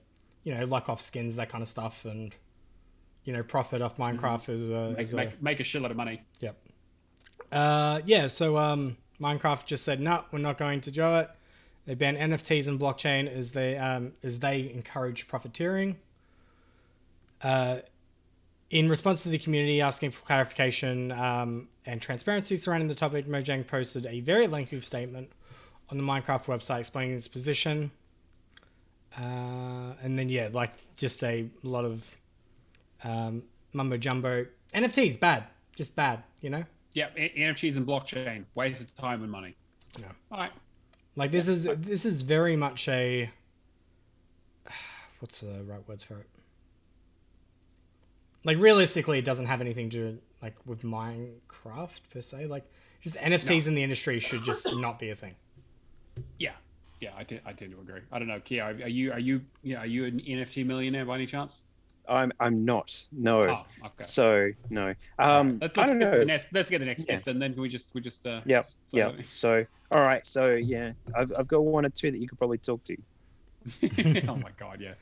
They're really big into these weird monkey pictures. I don't get it. Yeah, the only other thing I was going to say with that was like we all remember back to Team 17 and the NFT stuff, like at the start of the year, like I hate it. Ubisoft Quartz, like so many bad ones. Yeah, well, didn't Ubisoft have some games cancelled that were gonna have like some? Breakpoint. Breakpoint, put NFTs in, Yeah, that's right. and they should still be there. I think they just They just don't do anything. Yeah. And then they just got their, was it Frontline? I think is their new one or something it was called or whatever. Yeah, I was 100% thinking that they were trying to get it into the Division 2, but when they started to ramp up Divisioning, bringing that back, like they're going to get it in there for sure, but they're really tapering back on some of it now. So, Yeah, it seems like it seems to have died a death. I mean, people realize that it's basically a big scam, and people have run away with the money. It's the epitome of a bigger idiot or more gullible person model, right? Where you just got to try and sell, but just try and fob it off to someone who's less informed than you are until someone's left holding the bag, or they get they accidentally put it up for 10,000 cents instead of $10,000, and suddenly they lose their entire ape collection, which is couldn't happen to worse people. Yeah. But yeah, NFTs are bad. Yep. Okay. All right. So Yakuza 8 leaked, which I mean, like we know it was in. Sorry, not. I should explain that better. The first images of Yakuza 8 have popped up online, showing Yakuza Like a Dragon favorites Ichiban, Koshi, and Namba. So I need to go back. This just prompted me. I need to go back and finish Like a Dragon because that's a really good game. And RGG is one of my favorite studios, and I really got to get around to doing all those Yakuza games. But they hit Game Pass again, so we're all good. Sure. Is Judgment included in that? I said Yakuza games. I didn't say anything. Yeah, about pretty sure Judgment's included in that too, buddy. So yeah, just I think it's included. Wait, Yeah. what? Pretty sure it's on the list. Just Judgment hit Game Pass. Nope. No. It's on. What are you talking about? Completions. You said you had all the Yakuza games. Okay, yeah, I'll do Judgment. You literally came on the podcast.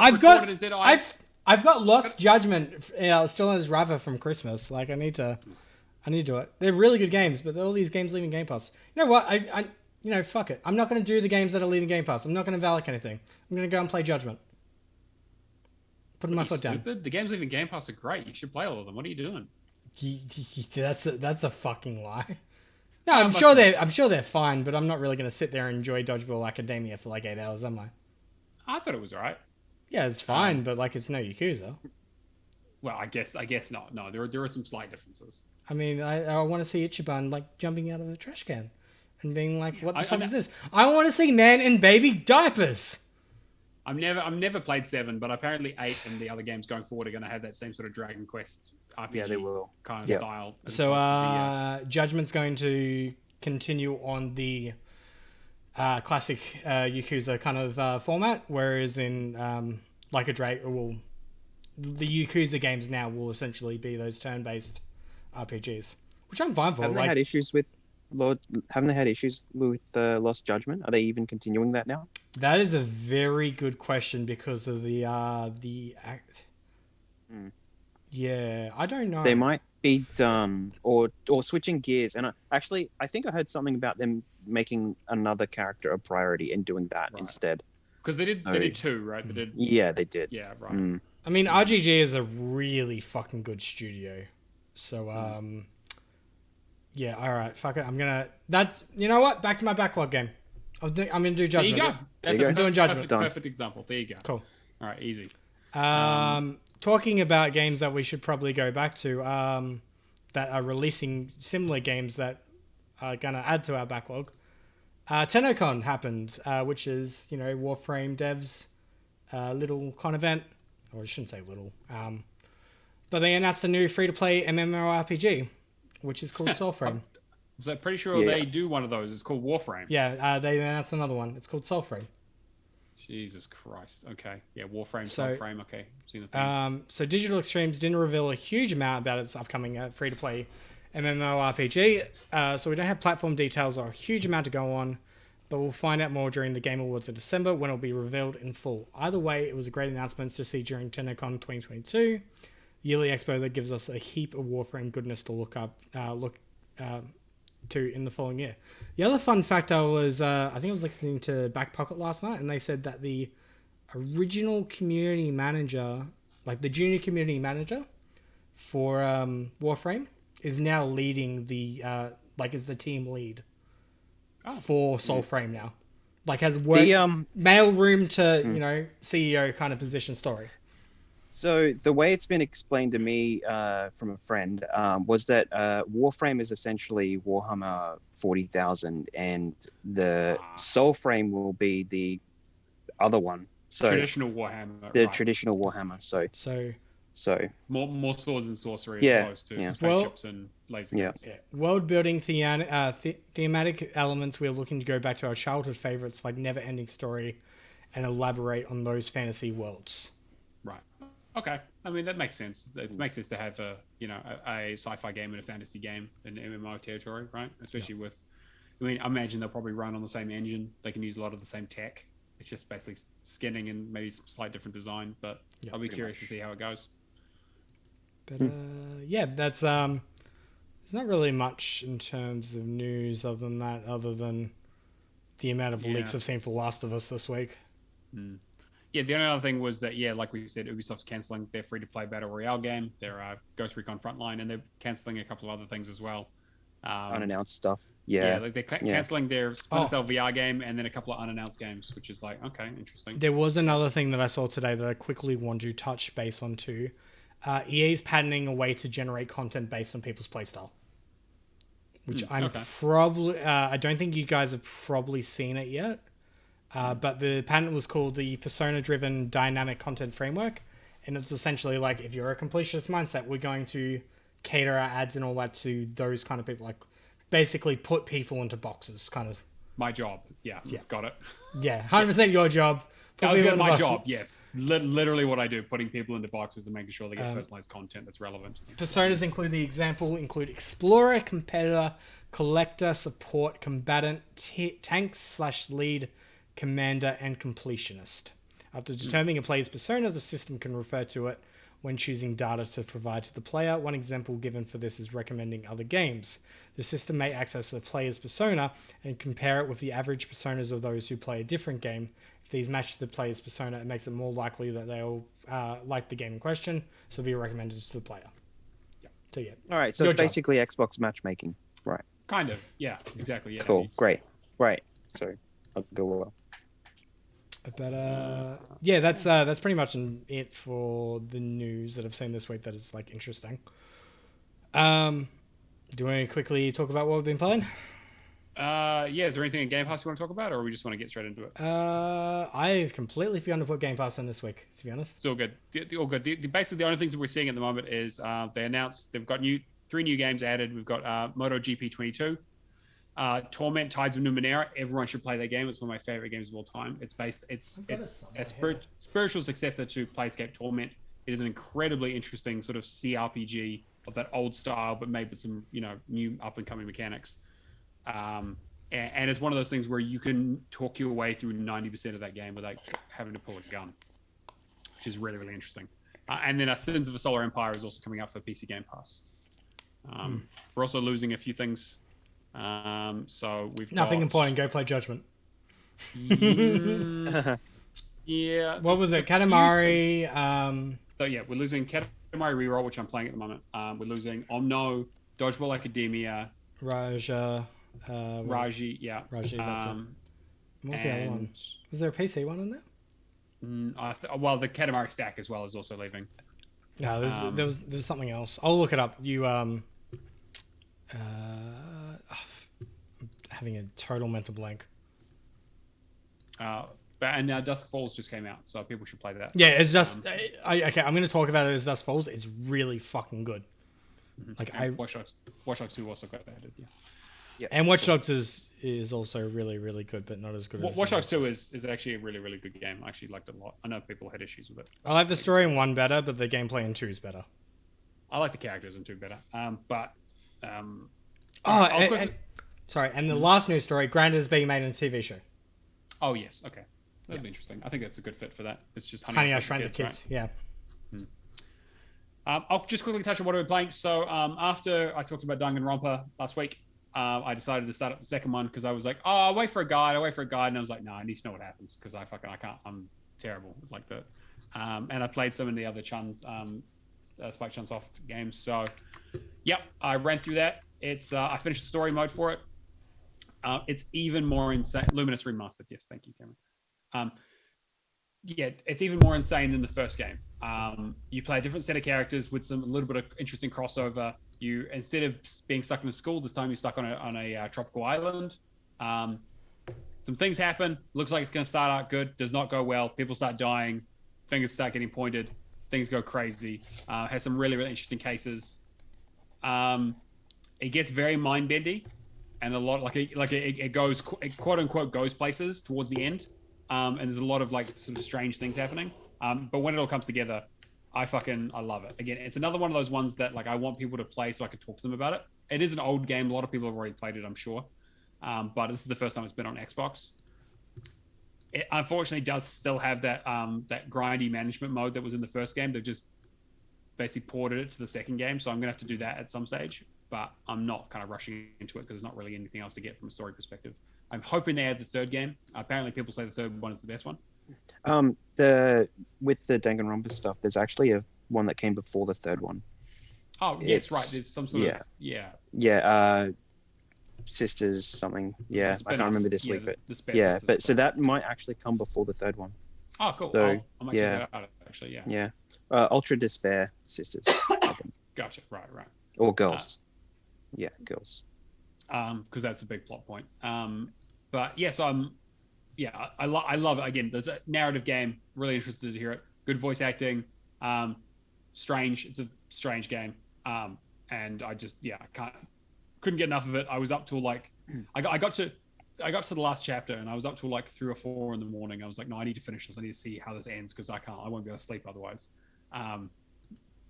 But like AI, like Zero Time Dilemma and Zero Escape and 999 and Virtue's Last Reward and all of those Spike Chunsoft games, it's a mind-bending, interesting narrative game that people should play because I want to talk to them about it.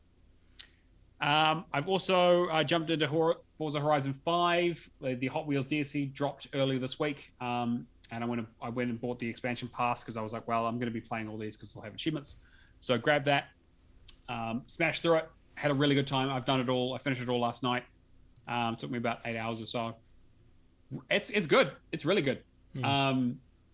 It's solid. I know the only thing we disagreed about was I actually really enjoy the story mode, like the story missions for Forza Horizon 5. I think the story stuff is good. I think it's good. Like it's interesting, and like you get to drive an interesting variety of cars, and it's kind of you learn a bit about the history of like Hot Wheels and how the whole thing with Mattel and Matchbox and also kind of like why things are this. But again, it definitely felt like it was definitely like an ad thing. Like they didn't. Again, it was very very light on the stuff. It was basically just a really really like brief overview. The first thing I'm I interested thought to see like a proper thing. Yeah, the first thing I thought was like I really want to be watching a documentary aside, like doing Forza now and actually finding out the history of Hot Wheels. Yeah, which like I've never thought of before, kind of thing. I think it'd just be cool. Like it'd be cool to have like a 30-minute like YouTube documentary on it. Would be like someone doing like a big breakdown of the history of it would be great. I'd love to see like a video essay on it or something. The only problem with the Hot Wheels stuff is there's not a huge amount of variety. I mean, you're driving around tracks. The tracks are a little bit different. You have magnet tracks, you've got flume tracks, you've got ice tracks, you've got the rumble tracks, that kind of stuff. So they change a little bit how you drive.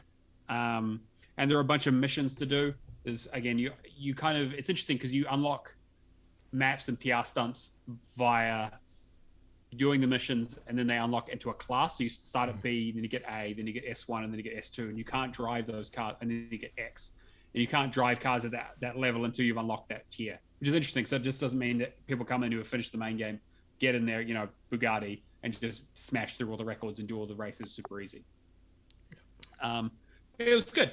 I definitely recommend it. The only real problem is the like a little bit of lack of variety in the races themselves because the visuals look really nice, but you are just driving on an orange track most of the time. There's a little bit of off-roading, but it's really underdeveloped. like they've hidden a few collectibles in the off-road stuff, and it feels really like kind of weird to be driving off the track because it doesn't really work super well. See, Forza Horizon 3 had a really good hybrid of like when you went off track, it was fine, but this just feels like if you go off track in 5 in Hot Wheels, it feels like you're breaking the rules per se. Exactly. I feel like I made a mistake, or I'm trying to clip into something. I'm not sure. It's like, am I allowed to drive here? Am I supposed to drive around here? And then you find a collectible and you're like, oh, actually, I am supposed to drive through this area. But there's not enough areas where it's like going on flat land, like enough to be like, oh, I can just, go onto the beach or something like that. And almost none of the races incorporate that. There's a couple of them that incorporate some of the off-track stuff, but most of it's just on track. But yeah, like it was good. The achievements are relatively simple. There are some stuff for doing finishing races on highly skilled, but there is a trick around that. If you use the event lab, you can actually get around that without doing it, which is nice. But so if you're going to do it quick before they patch it out. I mean, doing it legit, and you haven't even told me. You didn't ask. No, check the achievement guide. It's got the codes in there. Okay. But you still have to go back and do every single mission and do a clean lap on every single one afterwards for the final thing, which is a bit of a pain. I may as well do it because I can drive it highly skilled easily. So exactly. So yeah, it doesn't really matter. You end up doing the races over and over again. Yeah. But yes, it was good. It was good. I'm glad I played through it. I also unlocked pretty much every other achievement in the game. So I only have 4 achievements left. 2 of those unobtainable ones that they need to patch. 1 for finishing the Eliminator, and then 1 for those Smashables, which still haven't come up. I don't know if they're in this new season. I'll have to look, but I'm hoping that they start reintroducing those because we haven't had one since like season 6, which is before I even started the game. So right, yeah. And then things leaving Game Pass. Yeah, so I played most of those already. So the only thing I was missing, again, I'm not playing Reminisce because I did that on the 360 and I fucking hated it, and I'm not putting myself through that again. Is Katamari. So Katamari is one of my favorite weird, interesting Japanese games from a long time ago. This is a remake of the old remaster of the old PlayStation 2 version back from 2004. So it's quite simple. There's only like 15 levels in the game, so it's not overdoing it. The idea is basically your dad is the king of all cosmos, and he sleepwalks or is drunk or something, and goes around and destroys the universe by accident. Daddy went out for milk and then destroyed the universe. Yeah, basically, yeah. He's like, yeah, Daddy has a drinking problem and drove drunk and just smashed up every star in the galaxy. And so the Earth is the only thing left. And so you're given the task of being like, okay, hey, my tiny son. Also, he's like massive, like gargantuan, and you're like the size of like a pin. And he's like, hey, take this ball, roll it up, and just start gathering things on Earth so we can rebuild the stars with them. And so it starts with you on a table, and you roll up like an eraser and like a couple of pins that are around and kind of maybe a pen and stuff. And then you roll off the table and you pick up a few other bigger things and bigger things and bigger things. And suddenly you roll out the door and then you pick up leaves and plants and then you start picking up animals. And then you start getting big enough that you start picking up people. And then you start picking up cars. And then it just expands and expands and expands. The map gets bigger and bigger and bigger until you're rolling up houses, you're rolling up cars, and then you're rolling up like spaceships. And then you start rolling up like landmarks. You start rolling up like islands, towns, cities. It gets insane. You get to like 300 meters across, and you're just rolling across the earth, just picking up everything you can. It's fucking insane. And the music is like, we were talking about music before. The Katamari soundtrack is nuts, and I love it. It's super Japanese and weird and twee, and just like every level has like a weird different like soundtrack. Even the intro when you start the game up there's just amazingly like bright like rainbows and like cows and like giraffes singing and like all kinds of weird shit, just wacky shit going on. It's so bright and colorful and strange. And I love it. It's great. It's a very simple game. Like you just you use tank controls to roll the ball around, and you kind of have to collect enough stuff in a time limit to make the thing big enough. Or there are some special missions where you just collect certain things or not collect certain things.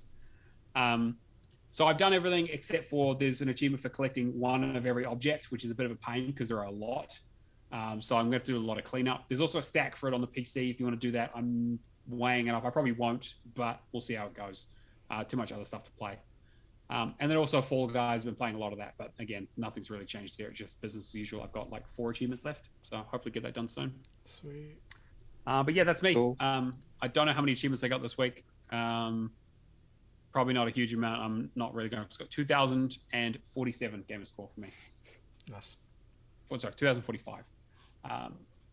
Kia, what about you? What have you been playing recently?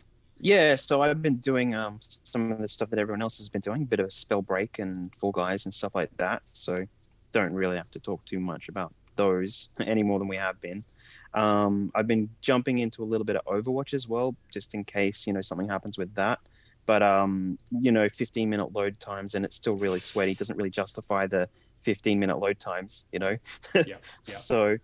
So yeah, but I mean that's about it for that. So I already did all of the event stuff for that. I never actually played it normally. I just, when everyone else was doing the events, I did all of the events and all the co-op stuff. So I never really got any of the character stuff. So you might actually get it done. But yeah, because I think. Yeah, I could. Yeah. Yeah. So that's all right.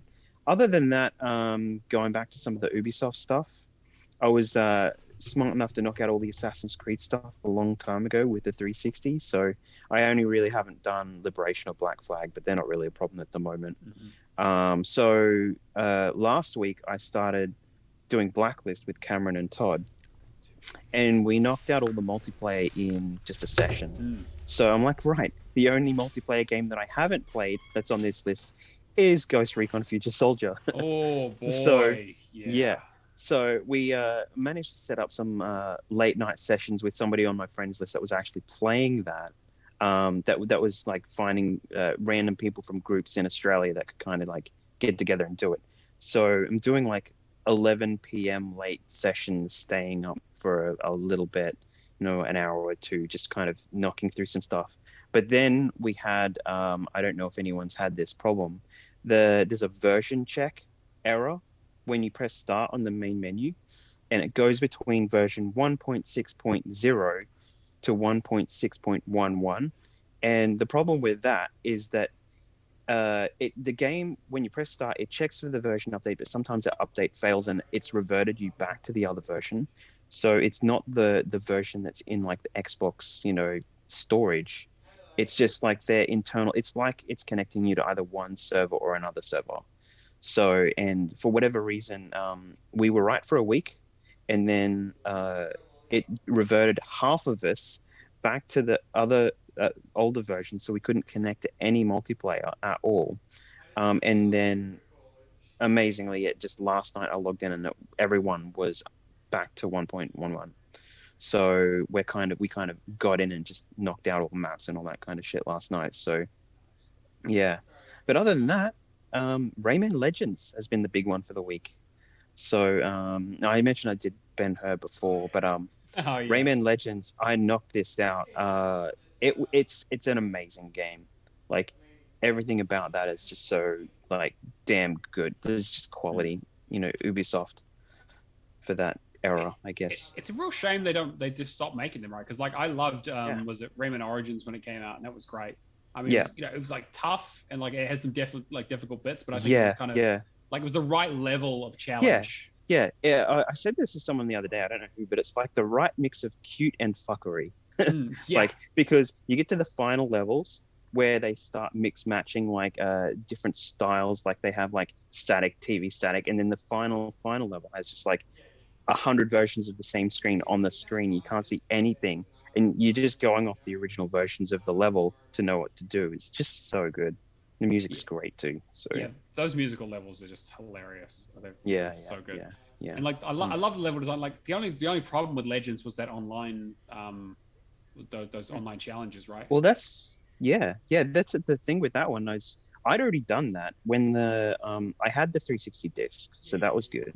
But when Rayman Legends went gold with games with gold, I just started loading both of them up and doing like the challenges every day on both of them, and just did that, a month or two at a time, and then stopped and then did it again. So I was at like awesome level 8 when I started up. Right. Yeah, so and easy. I was 150 points when I finished that last level with 700 lumps, like everything. I was 150 points away from actually getting what I needed. That's so, incredible. and that was right. Yeah. So it was right on the money. I just had to wait for like a challenge or something for the next day. So, yeah. But that's about it, really. So, I think it's I really really enjoyed the Rayman games. I think that I wish they'd done more of them. I think the earlier ones, I think Legends and Origins. I mean, it's kind of difficult because like Origins is all of those levels are in Legends as well, right? So they are. They basically just ported them across because they were like, well, it's the same engine, might as well just get you to play through them again. And I was perfectly happy to do that. Like I really really enjoyed those games. It's a shame they just don't make more of them. But yeah. Yeah, I don't know. It's well, what the fuck is Ubisoft doing these days? It's I mean, I really hope one of those unannounced titles wasn't a Rayman game. I'll just say. Oh yeah, 100%. Yeah. Yep, that's about it. That's all I've been doing. Yeah. Did I come back at the perfect time? You did. You did, Kier. Kier was just gonna tell us how much game score he got this week, if he knows. I don't actually know. 2015, just below me. Oh, look at you. Nah, there you go. I'm glad you're on the ball because I don't check that stuff. Yeah, I know, so it's what the leaderboard's for. Cameron, what have you been playing? Well, first off, I just want to explain what just happened. Well, our audio listeners won't have a clue, but sure. So I quickly just stepped away while Keo was presenting his game of the week, so I apologize for that. But I just got a message saying that my daughter stuck a popcorn kernel up her nose and had to go to hospital. Oh, well, I got a clip of the week sorted, I guess. Jesus Christ. So I got that message and I'm like, all right, I probably should call my ex and see what's going on. And then I'm just hearing in the background, hi, Daddy! Hi! Oh, no. Oh, my God. All right. I went to hospital. They gave me a lollipop. I'm like, oh, that's nice. You okay? I'm okay. I'm like, all right, cool. I'm going to go back to the podcast now. I'll see you tomorrow. Oh, my God. Oh, this kid's weird. All right, games that I've been playing. I just wasn't prepared for that. All right, cool. So yeah, I've been doing Forza Horizon 5 as well. Not really much enough to say about that. I finished Spellbreak. Been talking about it the last few weeks. A few shout outs to people. Who's done it this week?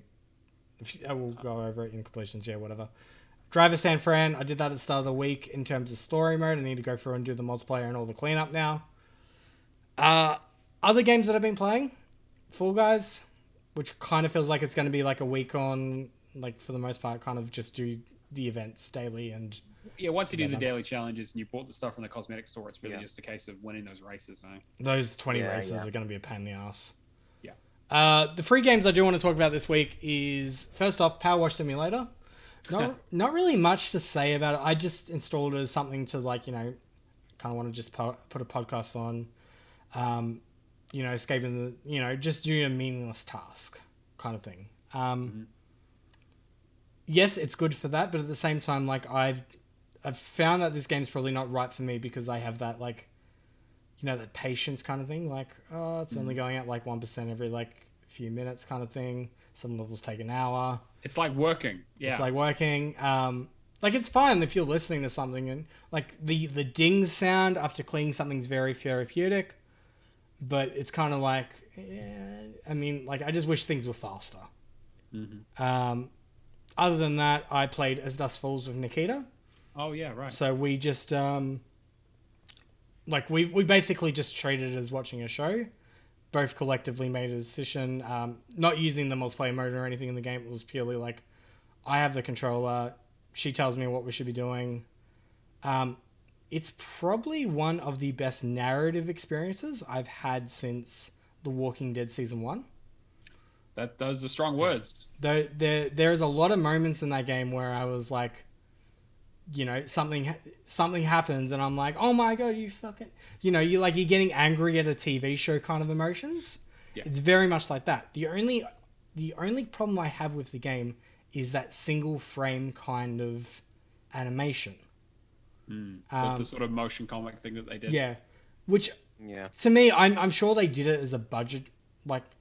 They wouldn't be able to do mocap and all that kind of stuff. They got some really good actors in there, but voice actors that are using their likeness. But there's just a lot of that in it that's really jarring for the first chapter. But the end of each chapters, I'm really interested in the story. It's 6 chapters spread over 2 books. Chapter 3's just ended on a massive cliffhanger, and I'm interested to see how it ties into the future because it's set over a difference of 30 years. The main character is like really funny. I'm trying my hardest not to go on a spoiler territory. Yeah, I think based on what you've talked about, we'll do a spoiler cast for this at some stage. Definitely. I'm going to play through it, and I'm sure Charlotte will as well. The only thing I will say though, and I've mentioned this multiple times in the Discord, like every time a joke came up, me and Nikita were just like, we have to pick the joke option. Like we're being held at gunpoint, or there's a fire, or something's going on.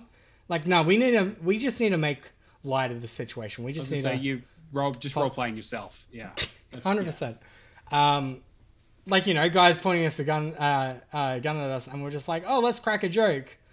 What's a robber's favorite ice cream? Ice cream. And then the robbers actually laugh.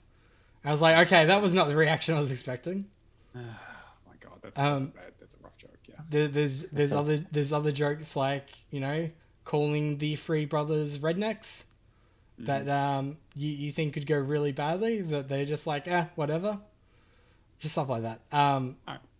But there's a lot of moments too where you're kind of like something like you fully believe as the viewer fully believe something has happened, like somebody's done some horrible thing, and you're like, nah, this bitch did it. And then they convince you, just like it goes long enough. It's just like, maybe she didn't do it. And then it just turns around and it's just like, oh my god, I did it. And it's just like, oh my god. Kind of moments. All right, well, like, it's massive really good. Spoilers, but sure. All right. All right, no, it seems interesting. So you don't know who she is, so it's fine. Well, I mean, I'm going to be looking for it now. Thanks. I'm just saying, like, the twists are really good. What's the twist? All right, sure. All right, now we know where the twist is. Great. Yeah, thanks, Cameron. Appreciate it. You've ruined the whole reason. It's all. I'm going to use I'm not even going to start it anymore. I'm done. I'm out. How many riders does it take to change a light bulb? I've already told you this one. You've already told this one, yeah. What a twist! Yeah, well, we have one to turn most of it, and then one for the twist. Yeah. Yeah, cool. And then the other game I was going to talk about. Is Dustfall is really good. It is one of those games that I highly recommend playing with somebody else to, like I'm sure them implementing this multiplayer is like, we want this group decision. We want people to, be arguing or like what, and like to see at the end of the chapter the bridging and arching, like choices where they can go. There's like 20 to 30 on each chapter, which is like really nice to see the path. It makes me think a lot of the Dark Pictures stuff and that sort of Supermassive. It's very much like that, yeah. Yeah, which is great. I love that kind of stuff. Right, so Alison, we're going to be playing that, so look out for that. Yeah, really good game. I'm really hoping it has a strong ending, but like I know Red gave it an 8 out of 10. I think this will probably hit like some Game of the Year list. Cool. All right. Definitely check that out. The other game I want to mention is Multiversus. So Multiversus is early access and actually released with achievements. So they do early access, like a closed alpha early access by doing Twitch drops. So watch an hour and got access to a code. The Warner Brothers website is absolutely god awful. Like it is a fucking. On the third try with a different email, what a surprise! I got it. I got through to actually matching them up. Pain in the Mortal ass. Kombat stuff was not good either, so I'm not surprised. Yeah. But yeah, the game is really good. It like feels a little bit floaty, but I think that's intentional. But like some of the. Do you want to explain what the game is? For those who don't know? Sorry, Multiversus is basically a Smash clone using Warner Brothers properties. So some of the characters that are at the moment are like Taz the Devil. You've got Bugs Bunny, Tom and Jerry. You've got Arya Stark. You've got Harley Quinn, Batman, Superman. You've Wonder got Woman, Rain Dog. Original character, Rain Dog. Yeah, no one's favorite character, Rain Dog, apparently. And I'm just like, surely it's like from Adventure Time or Steven Universe or something like that I just haven't seen. It's like, no, it's just original character who's like apparently over 2,000 years old or some shit. Nobody is playing as Rain Dog. Nobody. So is everyone a Shaggy main? Is that the deal? Yeah, basically. Okay, so they have a Shagworth skin, yeah? Everybody is using, like everybody that's put money into this game is using the Shagworth skin.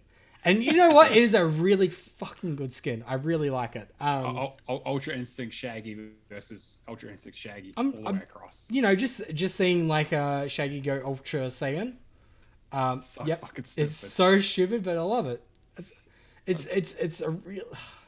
There's so many things there's so many like minor details in this game that I really love, and you know, it's obviously like very you know, the fact that it's going in closed alpha now. I think it had like 60,000 Steam players for like a closed alpha is incredible. But there's very much like, yeah, we're just going to, you know, pay to win. Not pay to win, but like, you know, free to play with multiple skins and all the cosmetics. We're just going to put everything into the cosmetics, make people really want this stuff.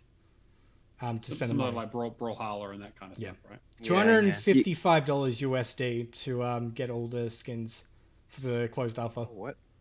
Really? Yeah. Jesus. Yeah. But yeah, like in terms of a free-to-play game, the achievements aren't too bad from what it looks like. It's like 300, like win 300 match-made games, that kind of stuff. If you're like looking to get it done really quick, you just want to do like one round, don't rematch. There's custom matches that you can use for quite a few things, but they won't count towards your match-made games and that obviously. I know Panda's going like really trying to get as much done this week as he can. But then yeah, there's move styles like Taz is OP. All I do is like press Y, just constantly spin into enemies and it's just OP. Well, Are there apparently any characters that don't fit like at all, like playstyle wise? Yeah, like Iron Giant. Iron Giant's apparently like massive, but I haven't seen anybody playing as him. Apparently he's like an experimental character who like clips through stuff because he's like 3 times the size of everyone else on the screen. Right. It looks really interesting. I think it's going to. I don't know if it's going to do super well, but I think it's going to have. I think it'll have a few weeks in the limelight. People will play it for a bit. The other thing too is they got like really minor stuff like that. Like me and Lee were playing. Like my first experience was playing this with Lee from Xbox Cast. Yeah, put like an hour or two in before they show on Tuesday. And like just hitting a character off screen and having the "That's all, folks" logo come up, just something you're not expecting like that, but immediately just has you like holding your sides laughing, because it's like, of course they would think of that kind of situation, you know. From what I've seen of it, like like the game is a cynical cash grab, right? Like it's real fucking cynical because they were like, hey, like Smash Ultimate was huge, and the fervor around like when they did their character passes stuff and everyone trying to guess who's going to be the next DLC character is going to be added, and voting for them and all that kind of stuff. Like they want to capture that, right? And and WB were like, well, we can just do that. We can make one of those games. And so I was expecting it to be a lot worse. I think it's like really good as a surprisingly good. Like, and I think they're building up in such a way though that this could. Like, you think of the Nickelodeon one, yeah? Like, nobody's playing the Nickelodeon one. Something like this has captured, like, 60,000 people in a few days. And, I mean, if they keep on adding that level of, like... This is going to be one of those things of, like, the Fortnite versus PUBG model, yeah? If they have that constant content coming in, the battle passes, the cosmetics and all that kind of stuff, have the different skins, it's going to be like Fall Guys.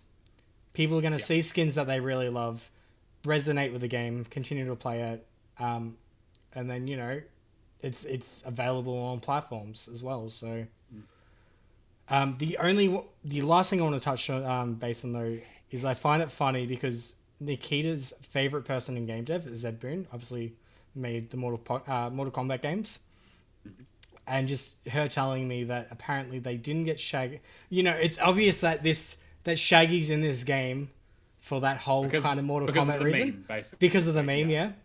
And like 100%, putting it in front and center, utilizing the meme that's gonna sell gangbusters. But Ed Boon kept on saying that he couldn't get access to Shaggy because of the character value, the brand awareness kind of stuff. You know, like we have a brand to uphold and all that. Like we can't just put Shaggy in our game kind of thing. Yeah. And it just makes me wonder, just like Warner Brothers they just didn't want to give up their main meme too early. Yeah, well, like Scorpion's going to be in this game, right? So it's like Ted Lasso is going to be. I am 100% going to be a Ted Lasso man. They confirmed those characters. Yeah, it's weird. It's like, yeah, they're going to have like Scorpion and probably Sub-Zero, and like I'm sure there'll be other Mortal. Again, that's all Mortal Kombat. That's all WB. So they can be in those games. We'll see Gandalf. We'll see fucking Agent Smith and shit. Like it'll be all kinds of stuff. Like this, and it's the kind of game too. Like, you know, your little kids that are gonna be like, "Oh my god, I can play as the Powerpuff Girls." I'm gonna, you know, and even to the people that just want a decent Smash clone, which this is. Yeah. But yeah, I was really blown away with like how fun it is. I'm obviously not gonna get all the achievements in a week, but like when the game actually does launch, I'm curious to see if they have the full roster of characters or what the go is. Like, this might be one of those games that I just buy buy one character and just stick with it, because the achievements don't reflect like obviously there's ones that will work better for certain achievements, like dance backing, hitting off the walls and that kind of stuff, double KOs. But really good game. It's not played 200 matches with a character. Yeah, it's not played. Yeah, I think this is purely going to be like that 1K list of like play your 300 matches. It's a decent amount of time, but it's one of those games that you can come back to and work on cumulatively. Yeah, cool. I mean, I'll just play it like I do Spellbreak when it's being shut down. So I got that to look forward to. All right, so you can get on Brawlhalla now because it's probably next after this. Yeah, pretty much. Yeah, with Ubisoft, yeah, probably. They're like, they're gonna just fucking server closures. Yeah. But yeah, 1600 for the week. Nice, good work. Now, normally this is the bit where we would do the leaderboard and the completion shoutouts, but Charlotte's not here. I mean, she is here. She's just not on the show. Exactly. She's unfortunately not on the show, but she did pre-record some of that stuff for us. So, Cameron, take it away. Leaderboards? Yeah, start with leaderboards. Hi, everyone. I'm sorry I can't be on the pod tonight. I know I was the favourite, but unfortunately I've been sick with COVID all week, as you can probably tell. But here are our hog leaderboard for this week. In third place, we have Mephisto for the win with 7,210 gamer score. In second place, we have a Grey Shark with 7,605 gamer score. And in first place, we have Valak C with 805 gamer score. My biggest mistake was not checking the audio before the fucking... I should have cut that. Whatever. That's so funny. Alright, and in terms of our shout-out completions... And in this week's completion shoutouts, we have Valak C finishing Ember in co-op mode, Raptor with some baby games, as well as Tom Clancy's Rainbow Six Extraction, Baron von Neumann with Escape Academy, Red 047 with The Bourne Conspiracy, Escape Academy, and As Dusk Falls. Louis completed GTA 3, Keo Live at Home completed Ben-Hur and Rayman Legends, Firehawk D completed Escape Academy and Spellbreak. A Grey Shark got 980,000 gamer score. He's only 20,000 away from that million. And 650 completed games. Aptos completed Project Wingman. And then we have Chin Doctor with Omno completion. Sounds way too professional for this podcast. Yeah, I know, right? I know. Well, to be fair, pre-recorded, when we used to do before we did the show live, the show was a lot easier to fucking deal with. We could cut stuff out and it wasn't a live recording, but it is what it is. All right. We've already done the word challenge. So, Cameron, do you want to talk about Patreon? Oh, crap. Of course you do. So if you don't know, we have a Patreon, patreon.com/WallerGamers. You can give us some money. We really appreciate it. Your stuff literally pays for this show to keep the lights on. So we use that money for things like hosting the audio version of the podcast, for distribution on what do you call it? Pornhub, all that kind of stuff. Yeah, exactly. Yep. And also for things like Zoom, because Zoom's fucking expensive. And also for our competitions like the Word Challenge and the Patreon giveaway, and also occasionally for equipment, for like cameras and microphones and stuff, so we can sound the best we can. We're sure as fuck not going to retire early on it, but we do appreciate every single Patreon that we have. It's the best way to support us monetarily, but we appreciate all of our fans, but we appreciate the fans who give us money even more. God, we just sound like shills then. Give us all your cash. This whole thing is a shill. What are you? This whole segment is the shill segment. Like, he calls them fans. Yeah. Like it's in the. Yeah. Exactly. So... That's the whole reason to have fans is to exploit them for money. And so we do a side podcast called Lights, Camera, and Action, where we watch a video game related movie. I'm just going to quickly hijack this. LCA is going to be retired. Probably. Well, well, we'll see. But we've got we're going to be doing our Scott Pilgrim episode that we promised, so we're going to get that out of the way, and then we'll see what the future is for that. But it is available for all of our patrons. The historic stuff is on there, so you can go check it out. We go watch a video game movie. We talk about it beforehand, go away, watch it, and then talk about it afterwards and our thoughts. We have a good laugh about it, point out all the terrible shit, argue, and then we put them on a ranking board, which is good fun. We've also got our contest. Cameron, you want to talk about that? Yeah, so the contest is basically for all the members of the Patreon. I pick 4 games that, are coming to Game Pass, releasing the same kind of time, that look really good. So we had Jackbox Party Starter, The Legend of Bumbo, Urban Flow, and Lumberjack. Currently 9 votes in. Lumberjack is winning with 56%. So yeah, if you want to Jackbox Party Pack or whatever up, go vote. At the end of the month, we will draw a Patreon winner from it, and then they get the game that is voted for most by the community. Unless they already own it, we'll give them the runner-up kind of thing. Simple as that. Cameron, do you want to run through our list of Patrons? Yeah, so we've got a new Patreon, good old Chapters. Oh, thank you, Chapters. Very much appreciate it. Yep. We've got the Natalator, we've got Firehawk, Mad Lefty, G Spaceman, Admiral Awesome, Keo. Hello, Keo. Happy Moogles, Kung Fu Skills, Hack and Pone, Cavalier 07, Old Mate Clown, Mark B, and Mick 11 Legend. Without you, we would not be able to do this podcast. And yeah. Fantastic. Anything else? I was gonna say, yeah, with the Patreon, LCA probably gonna do one more episode, and then look at doing some other more Patreon exclusive stuff. Maybe some stuff related to, I don't know. Oh, spoilers! I'm having a break and I'm coming back, and I've got a few ideas. Yeah, so Cameron's gonna be off for a little while, workshopping some stuff, and just because he's a bit busy at the moment. So we'll be continuing on the show as is. Too many 2 a.m. meetings. Yeah, exactly right. And so we're looking to get some special guests on from our community to sort of guest host while he's away. So keep your eyes out for that. Next week we're looking to have one potential Professor Pluto on, so that should be good. Can listen all about the Maximums. Exactly. But with that, that's pretty much going to bring us towards the end of the show. Like I said, I've said a few times, discord.io/HallofGamers is a place to come hang out with us in our community. Do the word challenge, ask questions. We really appreciate it. We have a questions channel where we grab most of the stuff from. And it's a good place because we get the community answering the questions as well. Gets a bit of discussion going.